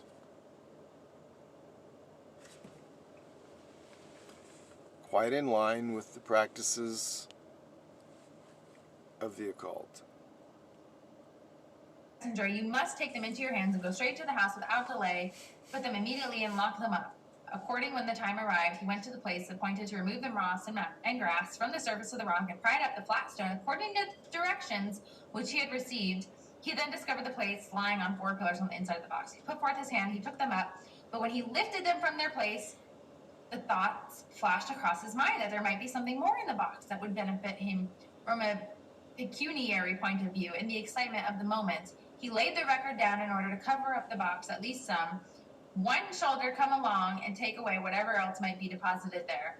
When he turned again to take up the record, it was gone, but where he knew not, nor did he know by what means it was taken away. He was much alarmed at this. He kneeled down and asked the Lord why it was that the record was taken from him. The angel appeared and told him that he had not done as he was commanded, in that he laid down the record, and in order to secure some imaginary treasure that remained, after some further conversation, Joseph was then permitted to raise the stone again, and there he beheld the plates, the same as before. He reached forth his hand to take them, but was thrown to the ground. When he recovered, the angel was gone, and he arose and went to the house. We were much disturbed by this, and we doubled our diligence in prayer, that Joseph might be more fully instructed and preserved from all the wiles and machinations of him who lieth in wait to deceive. This is like a crazy story. Okay, I find this very interesting because in Joseph Smith history, he said that the time was not going to be fulfilled yet. He shouldn't show them to any person, neither the breastplate with the Urim and Thummim. But weren't we just told that Joseph Smith was looking for other treasure buried with the gold plates, and then he got in trouble for it? The plates disappeared and the angel disappeared. So was there other stuff buried with it or not? So again, we're just going to clarify that after the Moroni visit, Joseph knew exactly where to go. He knew it the instant he arrived there. He said he looked in, and indeed he did behold the plates, the Urim and Thummim, and the breastplate as stated by the messenger. But wait, we were just told that there was imaginary treasure. There was nothing else there. He made an attempt to take them, but was forbidden, and informed that the time had not yet arrived. Neither would it until 4 years from that time, but come again next year, And he would meet me and do it every year for the next 4 years. So again, that was 1823, like right before Alvin died, that he was told about the plates, because Alvin died in November, and I think it said it was September. Okay, again, going back to gold plates, it was September 1827 when he got them and was commanded to translate them. Okay, so we talked about the description of them, people who heard them, the people who saw them. Modern researchers have estimated plates of pure gold would weigh at least 100 pounds and might be too soft for engraved characters. Book of Mormon record keepers may have employed an alloy to forge the metal plates, making them gold in appearance but not fully gold in substance. William Smith, Joseph Smith's younger brother, believed a mixture of gold and copper made up the plates, he said. Okay, so we're told that Joseph Smith carried these plates, which would have weighed, they said, 40 to 60 pounds. That's what the witnesses said, 40 to 60 pounds. We're thinking maybe they were closer to 100 pounds. We don't know. That's pretty heavy to be like running down hills with. And I mean, whatever. Joseph Smith apparently like. And whacking people upside the head with them. You know, minor details like that. But hey, he was superhuman, right? So, once again, I mentioned they're doing this at the equinox in a cult fashion. And there are a few other things that she just brought up that that I wanted to mention. And now if I can just remember what that was. He was pretty strong. Yeah, he was pretty strong. He was Paul Bunyan. Okay, hang on. Right, so here's what I was thinking. We are told in the current version of the Joseph Smith history, which I said was written as if he wrote it, but from what I understand, it's not necessarily the case. When he says he had the first vision, right? And in the version we got there, it's like, it had never occurred to me that all the churches were wrong, even though in another version he says, yeah, he knew that was a given. Well, regarding the other churches and other religions, etc., he was told specifically to go not after them. In other words, stay away from other religions and religious leaders. He also mentions that he was told that their leaders were all corrupt, etc. Nevertheless, in that same First Vision movie, at least the version that I used to get to see and show to people doing the missionary thing for the church, he says, I wasn't long thereafter that I happened to find myself in the company of a Methodist minister. One that he says he was, probably involved with when he was seeking the truth or whatever.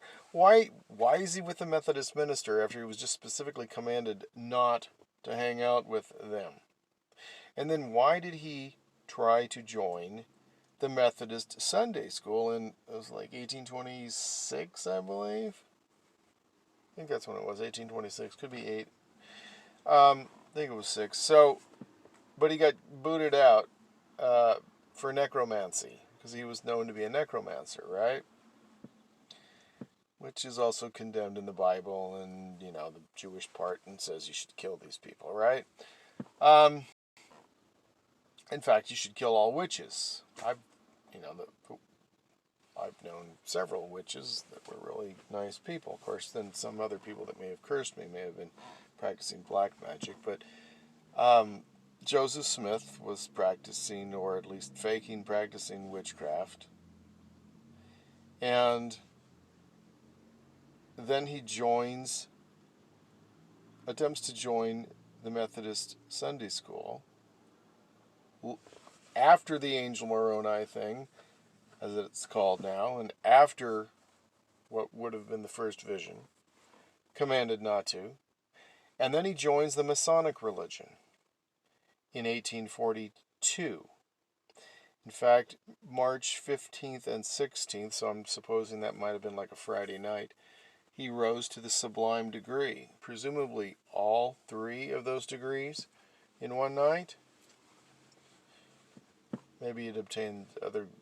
It sounded to me like he became a master mason all in one night. So he became whatever, entered apprentice, fellow craft, whichever the order is there, and then a master mason. In other words, the sublime degree.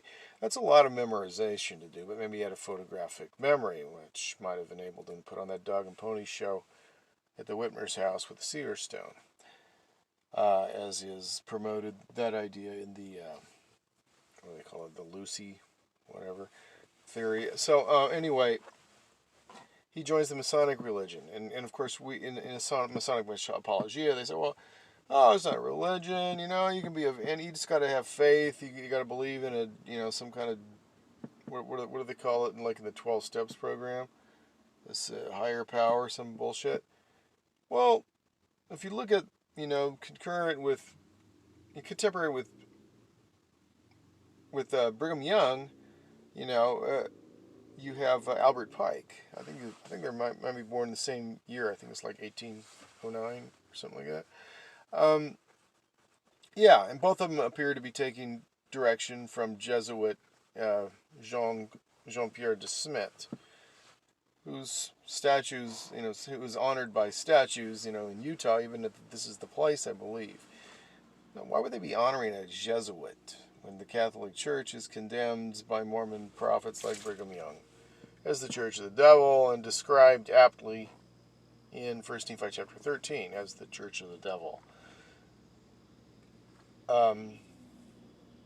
So, Albert Pike, who was head of all North American Freemasonry, first of the southern jurisdiction and then of all North America after he survived being on death row as a Confederate general when Lincoln was assassinated by brother John Wilkes Booth and brother Andrew Johnson took over as the President of the United States, and of course issued a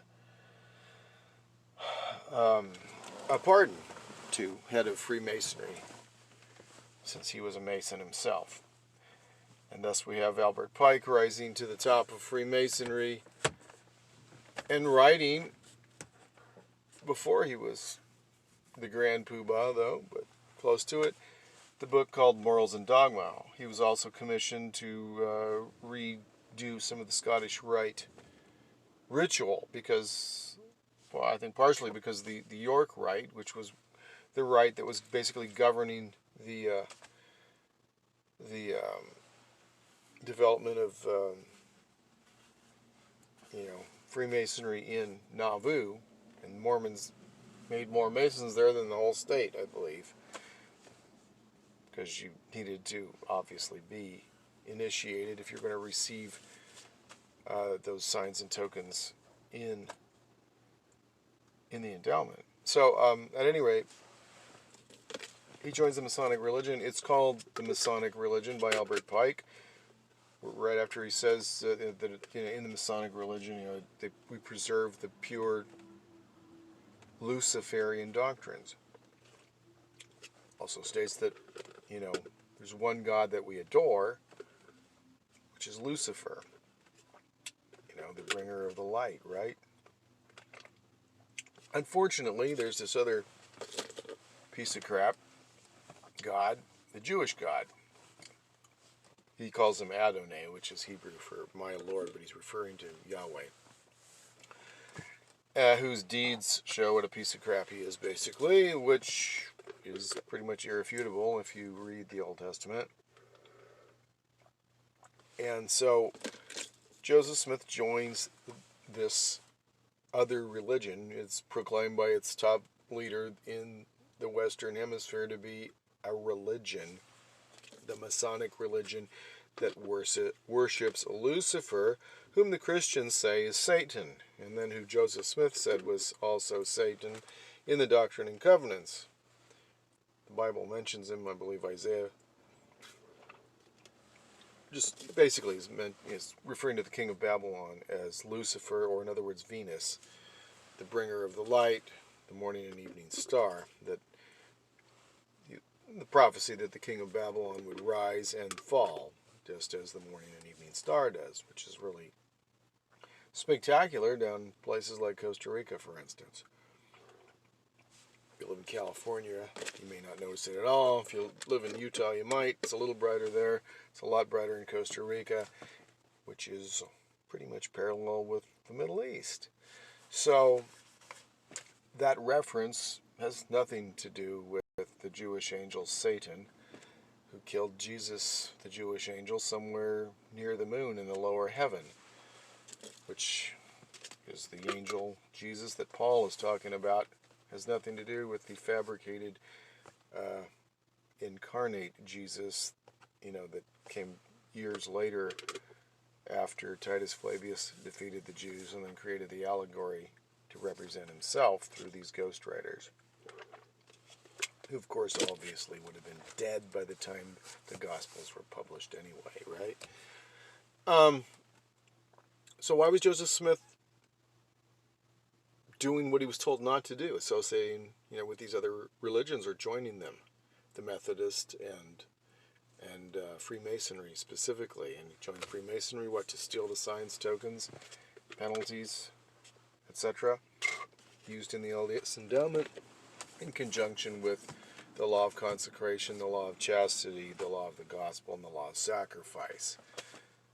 And then, of course, the demonic death penalties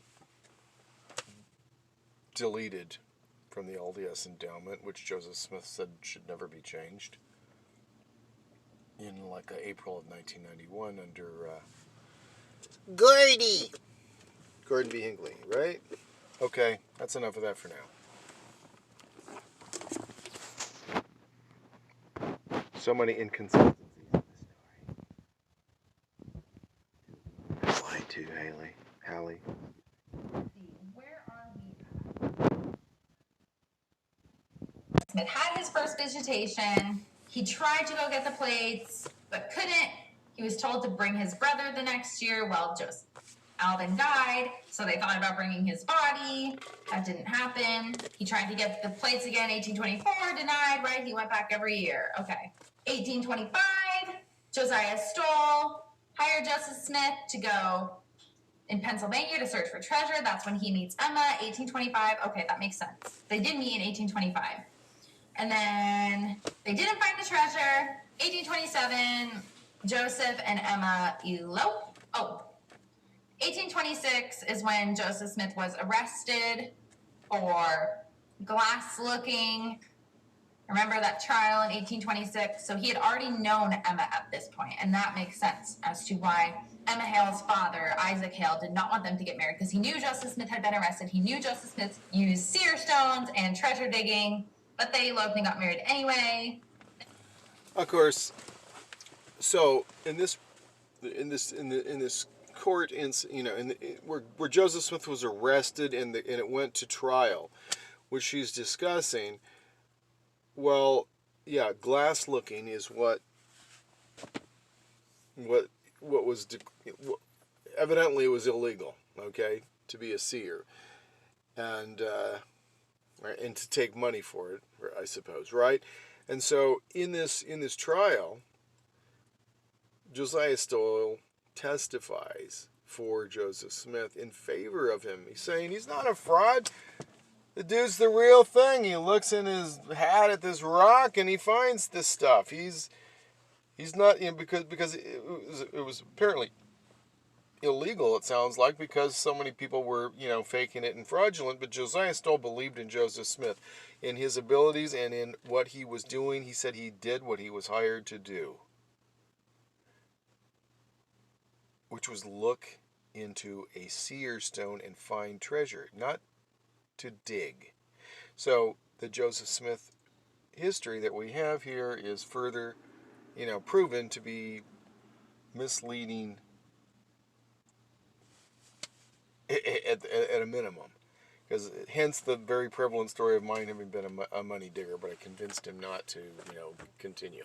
Now, Joseph wasn't there to be a digger. He was there because he was practicing magic or alleging to be a magician. 27, Joseph Smith said he received the gold plates. Here's an interesting thing in Lucy Mack Smith's journal. She said, Joseph called Mr. Smith and myself aside and told us that he felt so lonely ever since Alvin's death that he had come to the conclusion of getting married if we had no objections, and he thought that no young woman that he ever saw or was acquainted with was better calculated to render the man of her choice happy than Miss Emma Hale, a young lady of whom he had been extremely fond of since his first introduction to her. His father was highly pleased with his choice, which Joseph made in a wife, and told him he was not only willing that he should marry her, but desired him to bring her home with him that we might have the pleasure of her society. La, la, la. She was excited about getting the house ready. Okay, she's talking about her house, her finances, how they're going to lose the house. And her dad basically had, told Joe this was not okay. And at some point, I guess Joe kind of made up with him and told him he wouldn't do any more treasure seeking, that he would seek honorable employment. The details of Alvin's death, and she says that they were basically trying to fight to get their house, answering every argument with taunting sneers like the following: "We've got the land, sir, and we've got the deed, so just let Smith help himself. Oh, no matter about Smith. He has gold plates, gold money, and gold Bibles. He's rich. He don't want anything." At length, however, they agreed that if Hiram could raise $1,000 by Saturday at 10 o'clock in the evening, they would give up the deed. There's something in here about gunshots. There are a lot of things crossed out. Okay, so Lucy's like, let me go back to telling you what I was saying. Now he is a man grown and capable of using sufficient judgment to keep out of common difficulties. But we are now aware that God intended for him a good and important work. Consequently, were these things crossed out after Brigham Young and Lucy Mack and Emma struck their deals about who's going to, obviously the reputation of Emma was that she hated Brigham Young. Of course, the whole Smith family hated Brigham Young because they believed that he ordered the assassination of Joseph Smith, Hiram Smith, and Samuel Smith by poisoning, which occurred, a couple weeks after the shooting of the other two, which obviously didn't take place, as we've been told in church history. The ballistics don't match at all. Most likely it was Willard Richards and John Taylor that murdered them. A couple of Danites, what do you expect, right? Masons. Darkness would strive with him on this account more than any other to overthrow him. So he, Joseph, did not return home till the night was considerably advanced. His father and myself were together. No one else was present when he entered the house. He threw himself in a chair, seemingly much exhausted, and was as pale as ashes. His father exclaimed, "Joseph, why have you stayed so late? Has anything happened to you? We have been in distress about you these 3 hours." After Joseph recovered himself a little, he said, "Father, I have had the severest chastisement that I've ever had in my life." "Chastisement indeed," said Mr. Smith. "Well, upon my word, I would like to know who has been taking you to task and what their pretext was. It's pretty well, too, if you are to be detained till this time of night to take lectures for your bad practices." Joseph Smith smiled to see his father so hasty and indignant. "Father," said he, "it was the angel of the Lord. He says I have been negligent, that the time has now come when the record should be brought forth, and that I must be updoing, that I must set myself about the things which God hath commanded me to do. The Father, give yourself no uneasiness as to this." Okay, so again, 1827.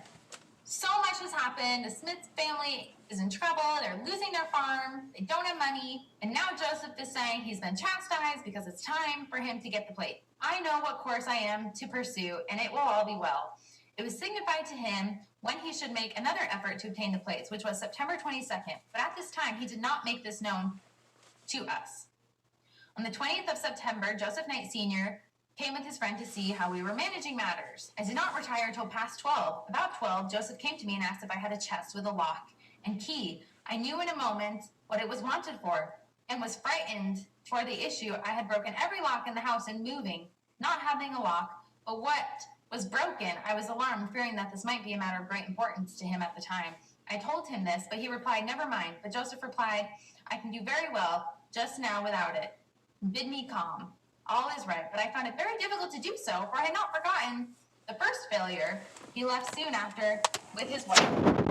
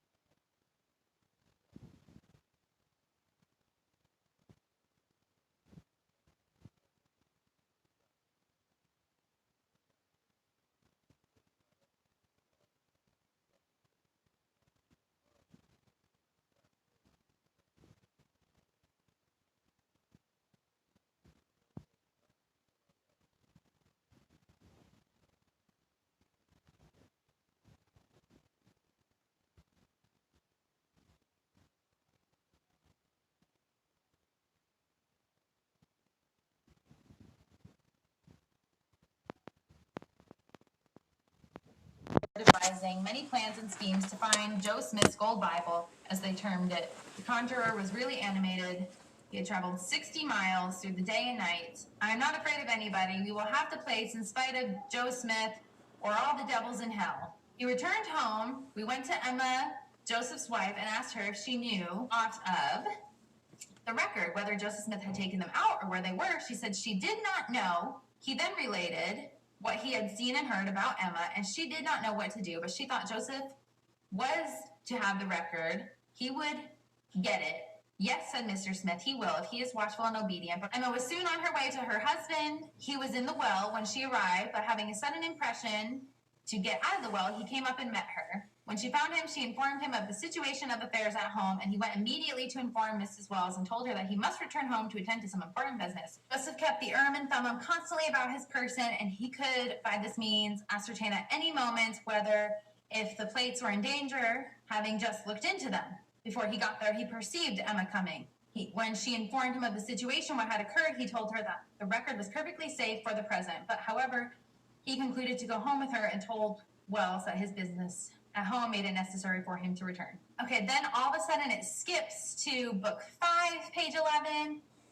When Hiram came, Joseph requested he bring to him a chest that had a good lock and key and have it here immediately so that it may be ready. Here said Joseph, by the time I get home, having left these directions, he went to bring the record, which he had deposited in a cavity in a birch log 3 miles distant and covered it with the bark of the same. He took the plates from their place and wrapping them in this little linen frock, put them under his arm, and started for the house. After walking a short distance in the road, he concluded it would be safer to go across through the woods. In a moment, he struck through the timber where there was a large windfall to cross. He had not proceeded far in this direction, till as he was jumping over a log, a man sprang up and gave him a heavy blow with a gun. Joseph leveled him to the ground and ran at his top speed about half a mile farther. He was met again in precisely the same way. He soon brought this one down. And I'm guessing she's going to start noticing that that's hard to do with something that's 40 pounds, let alone 60, let alone 100, let alone 150 or 200. But before he got home, he was accosted the 3rd time with a severe stroke with a gun. When he struck the last one, he dislocated his thumb, which, however, he did not notice till he came in sight of the house, where he threw himself down in the corner of the fence to recover his breath. And as soon as he could go on, he rose and finished his race for the house, where he arrived altogether speechless from fright and exhaustion. After a moment's rest, he said, "Mother, send Carlos for father and Mr. Knight and his friend, and tell them to go and see if they can find those men who have been pursuing me, and let Carlos go tell Hiram to bring his chest." Okay, again, Joseph Smith running for his life, huge adrenaline rush, carrying the plates. When the chest came, Joseph locked up the record and threw himself on the bed. After resting himself a little so that he could converse, he went out and related his adventure to his father and Mr. Knight, who had come back from their scouting expedition.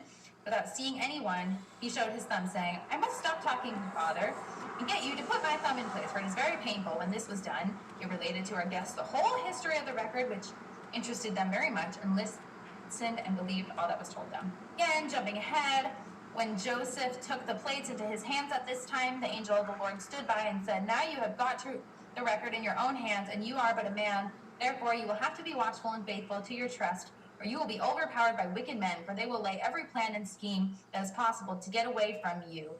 And if you do not take heed continually, they will succeed. While they were in my hands, I could keep them, and no man had power to take them away. But now I give them to you. Beware and look well to your ways, and you shall have power to retain them until the time for them to be translated." The thing which spoke of that Joseph termed a key was indeed nothing more nor less than a Urim and Thummim, by which an angel manifested those things to him that were shown him in vision, by the which he could at any time ascertain the approach of danger, either to himself or the record, or for this cause he kept these things constantly about his persons. He now commenced. So we have several things happening here. There are mobs coming after him, people trying to shoot him because they hear about these gold plates.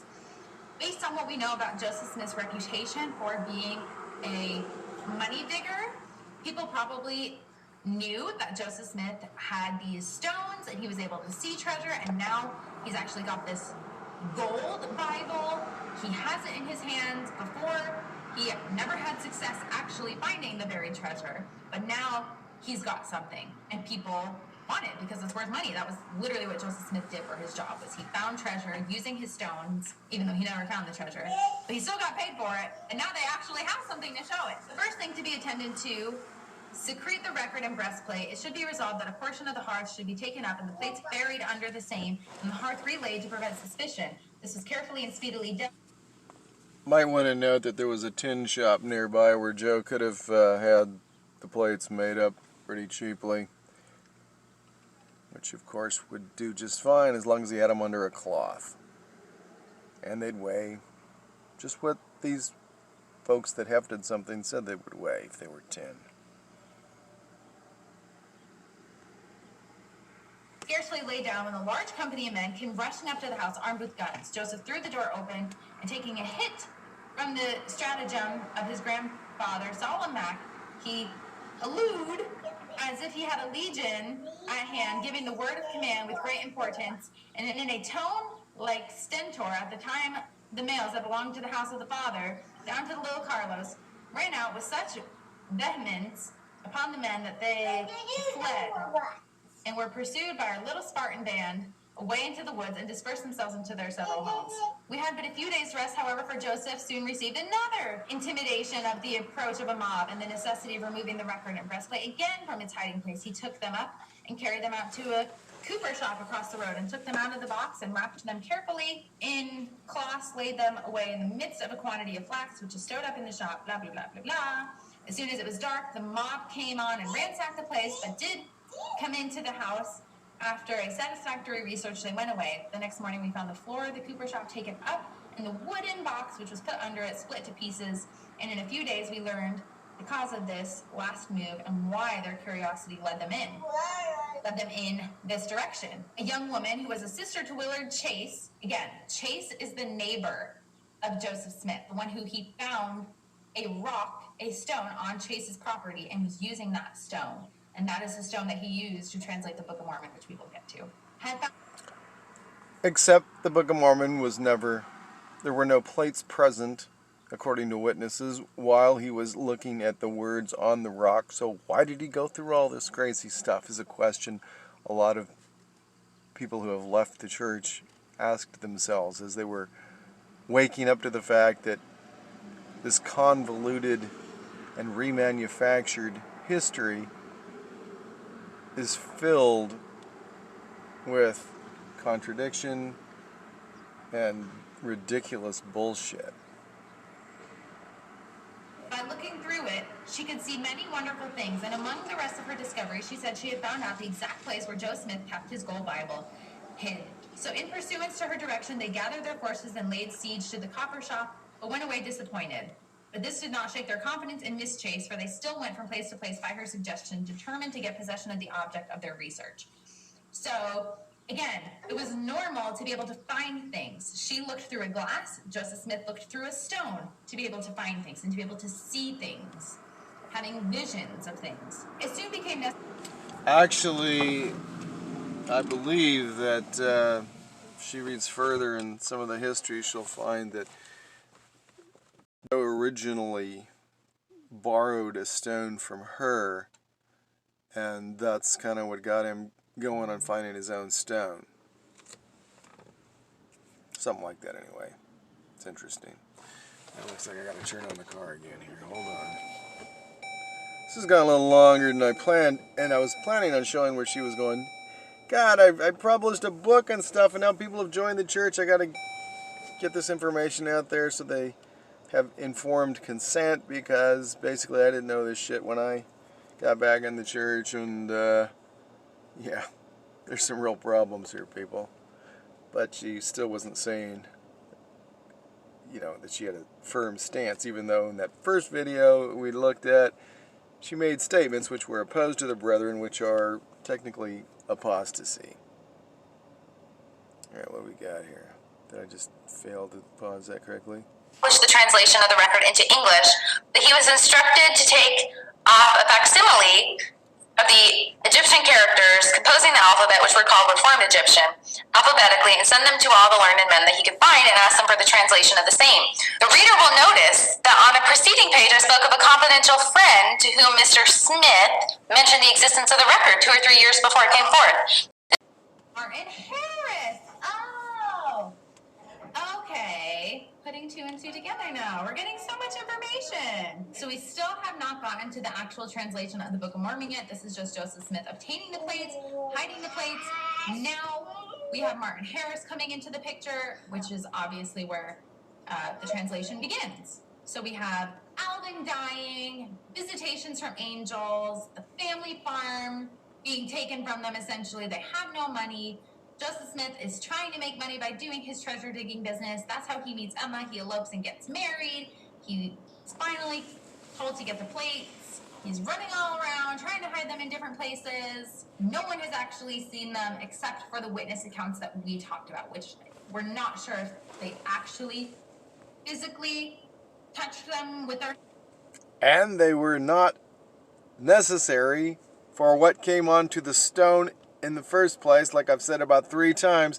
So why all this drama over shit that was completely unnecessary if he's just going to use a magic rock that have words appear on it until they're correctly transcribed so that the translation is perfect, and then we correct it thousands of times later because Jesus was full of shit when he said it was true. As your Lord and your God liveth. Or if it was just more of a vision or a spiritual sight. Now we're getting to the point where we do have more records because we're getting closer to 1830. So this is where we now have Martin Harris coming in, Oliver Cowdery, Emma. So we are definitely getting more information. So that's why these videos are going to be a bit longer now. I'm probably going to have to break them up. Again, I just want to set the stage and have more accurate information and depictions of what was going on at the time. Joseph Smith was arrested. He's developing a reputation for his abilities to find treasure using his seer stones. Let's dive into seer stones a little bit because it hasn't really been addressed too much. Let's see what the church has to say about it. So going into church history topics, seer stones, in Joseph Smith's day, some individuals claim that they had the gift to see or receive divine or supernatural messages through seer stones. These beliefs came from the Bible times. Joseph Smith occasionally used seer stones he located in the ground to help neighbors find missing objects or search for buried treasure. When Joseph Smith received the golden plates in 1827, so what we already learned about, he also received a translation instrument with them, 2 stones in silver bows used by seers in ancient Reformer times. This instrument was referred to in the Book of Mormon as the interpreters. During the translation of the Book of Mormon, Joseph Smith apparently used both of these instruments, the interpreters and his seer stone, interchangeably. Okay, I don't know about you, but I want to know more about these stones. We were told that this girl found a glass and was able to look into it and see exactly where Joseph Smith had hid the plates. So people had gifts at this time, like magic, to be able to use objects to find things. So I want to know more about Joseph Smith's abilities because we keep hearing that Joseph Smith was able to translate the Book of Mormon by the power of God, but it also seems like he just had supernatural powers in general. Remember, he was arrested. Like I said, seer stones are set apart. Some of these words or terms that you hear in Mormonism, consecrated, set apart, all the talk about Melchizedek, a lot of it comes from witchcraft and Freemasonry. You think it's all from Jesus revealing it to Joseph Smith, but there's a lot of terminology. Dedicating the temples, well, Joseph Smith, and I was reading in his journal, when I was in church one day, I was in priesthood meeting, and I looked, and a guy next to me had a book that I didn't have, and I had a lot of books on Joseph Smith. And I opened it up and went to the index and looked for Masonry. And Joseph Smith says, Brother Brigham and I went today to the dedication of a Masonic temple. And I thought, dedication of a Masonic temple. And it just kind of hit me right then. Wow. Is that where this comes from? What's he doing to a temple that's dedicated to Lucifer? If Lucifer is supposed to be Satan in Mormonism, even though Joseph Smith, or at least his successors, would have known that Satan and Lucifer are completely different in the Masonic religion. So, the god of Saturn, Satan, the god of Venus, Lucifer, right? So, why all these discrepancies? Of course, then again, I was sitting in the temple one day, and a voice spoke to me during the endowment and said, Google. Yes, it said Google. The voice said, Google the 5 points of fellowship. Now, the 5 points of fellowship were used going through the veil in the endowment previous to the changes that were introduced in early 1991 for various alleged reasons, where we got rid of this, the demonic penalties and the 5 points of fellowship, upon which you would receive the patriarchal, the token, the last token, right, the sure sign of the nail. So it said, you shall receive them upon the 5 points of fellowship. So I Googled it. In the 5 points of fellowship, they never mentioned the Mormon temple. It was all having to do with the legend of Hiram Abiff and Freemasonry, where that was derived. So bit by bit, I noticed, hey, this came from Masonry, that came from Masonry, and Masonry worships Lucifer. Why are those things which are supposedly the most sacred within Mormonism not something that the angels could deliver to Joseph Smith, like they could tell him anything else, like where his neighbor was supposed to go on a mission, like to Israel, so he could go bang his wife, right, and tell her that she needed to be one of his wives. No, He had to join the Luciferian religion of Freemasonry to get that which is most sacred in the Luciferian LDS temple. Nothing to worry about. Gazing into a stone to discover lost property. He gave a testimony saying that he did use his SeerStone off and on to look for lost property. It's dirty, Bobby. It's dirty. So the Book of Mormon specifically says that the land would be filled with magic and witchcraft in the last days. The days that the Book of Mormon would be translated and presented to the world. And that it was magic and witchcraft and which were abounded, especially with the secret combinations, or basically illuminated Freemasonry that was being painted, that destroyed the Nephites. Yet, that's okay.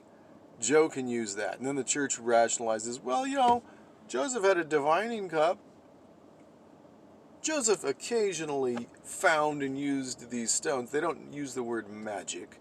They don't mention that they're set apart through witchcraft using magic spells. I've read the spell, you know, I've read how to do it. I haven't been able to find it recently, but I did. You know, you got to be facing like either east or west, and you know, blah blah blah. The shit you got to do with the while holding the stone to consecrate it and set it apart. Yeah, like you consecrate, dedicate graves and oil and your home and all that kind of stuff in Mormonism. No problems here. These aren't the droids you're looking for. There's makeup on it. Or are they? It's you. It's me. It's so naughty. So naughty. Yep. Okay, again, remember the girl Chase? That's Willard Chase's sister. That is their neighbor. Remember when they said Joseph Smith Sr. his told daughter, a few I believe. neighbors and friends? One of them we discovered was Martin Harris. Another one is Willard Chase. Neighbor Willard Chase recalled that Joseph Smith Sr. visited him in June 1827 and related the story of a spirit telling Joseph Smith in a vision the location of a record on plates of gold. Joseph Knight, an early supporter, wrote in his later history of learning from Smith about the conversation he had with the personage, blah, blah, blah. Okay, going back to the gospel topic essay about the Book of Mormon translation, one instrument, again, called the Urim and Thummim, which were found buried in the hill with the plates. The other instrument which Joseph Smith discovered in the ground years before he received the gold plates was a small oval stone, or SeerStone. Joseph Smith probably possessed more than one SeerStone. He appears to have found one of the stones while digging for a well around 1822. As a young man during the 1820s, Joseph Smith, like others in his day, used the SeerStone to look for lost objects and buried treasure. As Joseph grew to understand his prophetic calling, he learned that he could use this stone for the higher purpose of translating scripture. What bullshit. Okay, so Willard Chase says he stole it. The church, of course, is not going to say that. You know, he borrowed it and then he wouldn't give it back.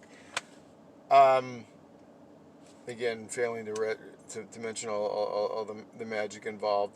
And, God, if I can just remember for 10 seconds what the hell I was going to say.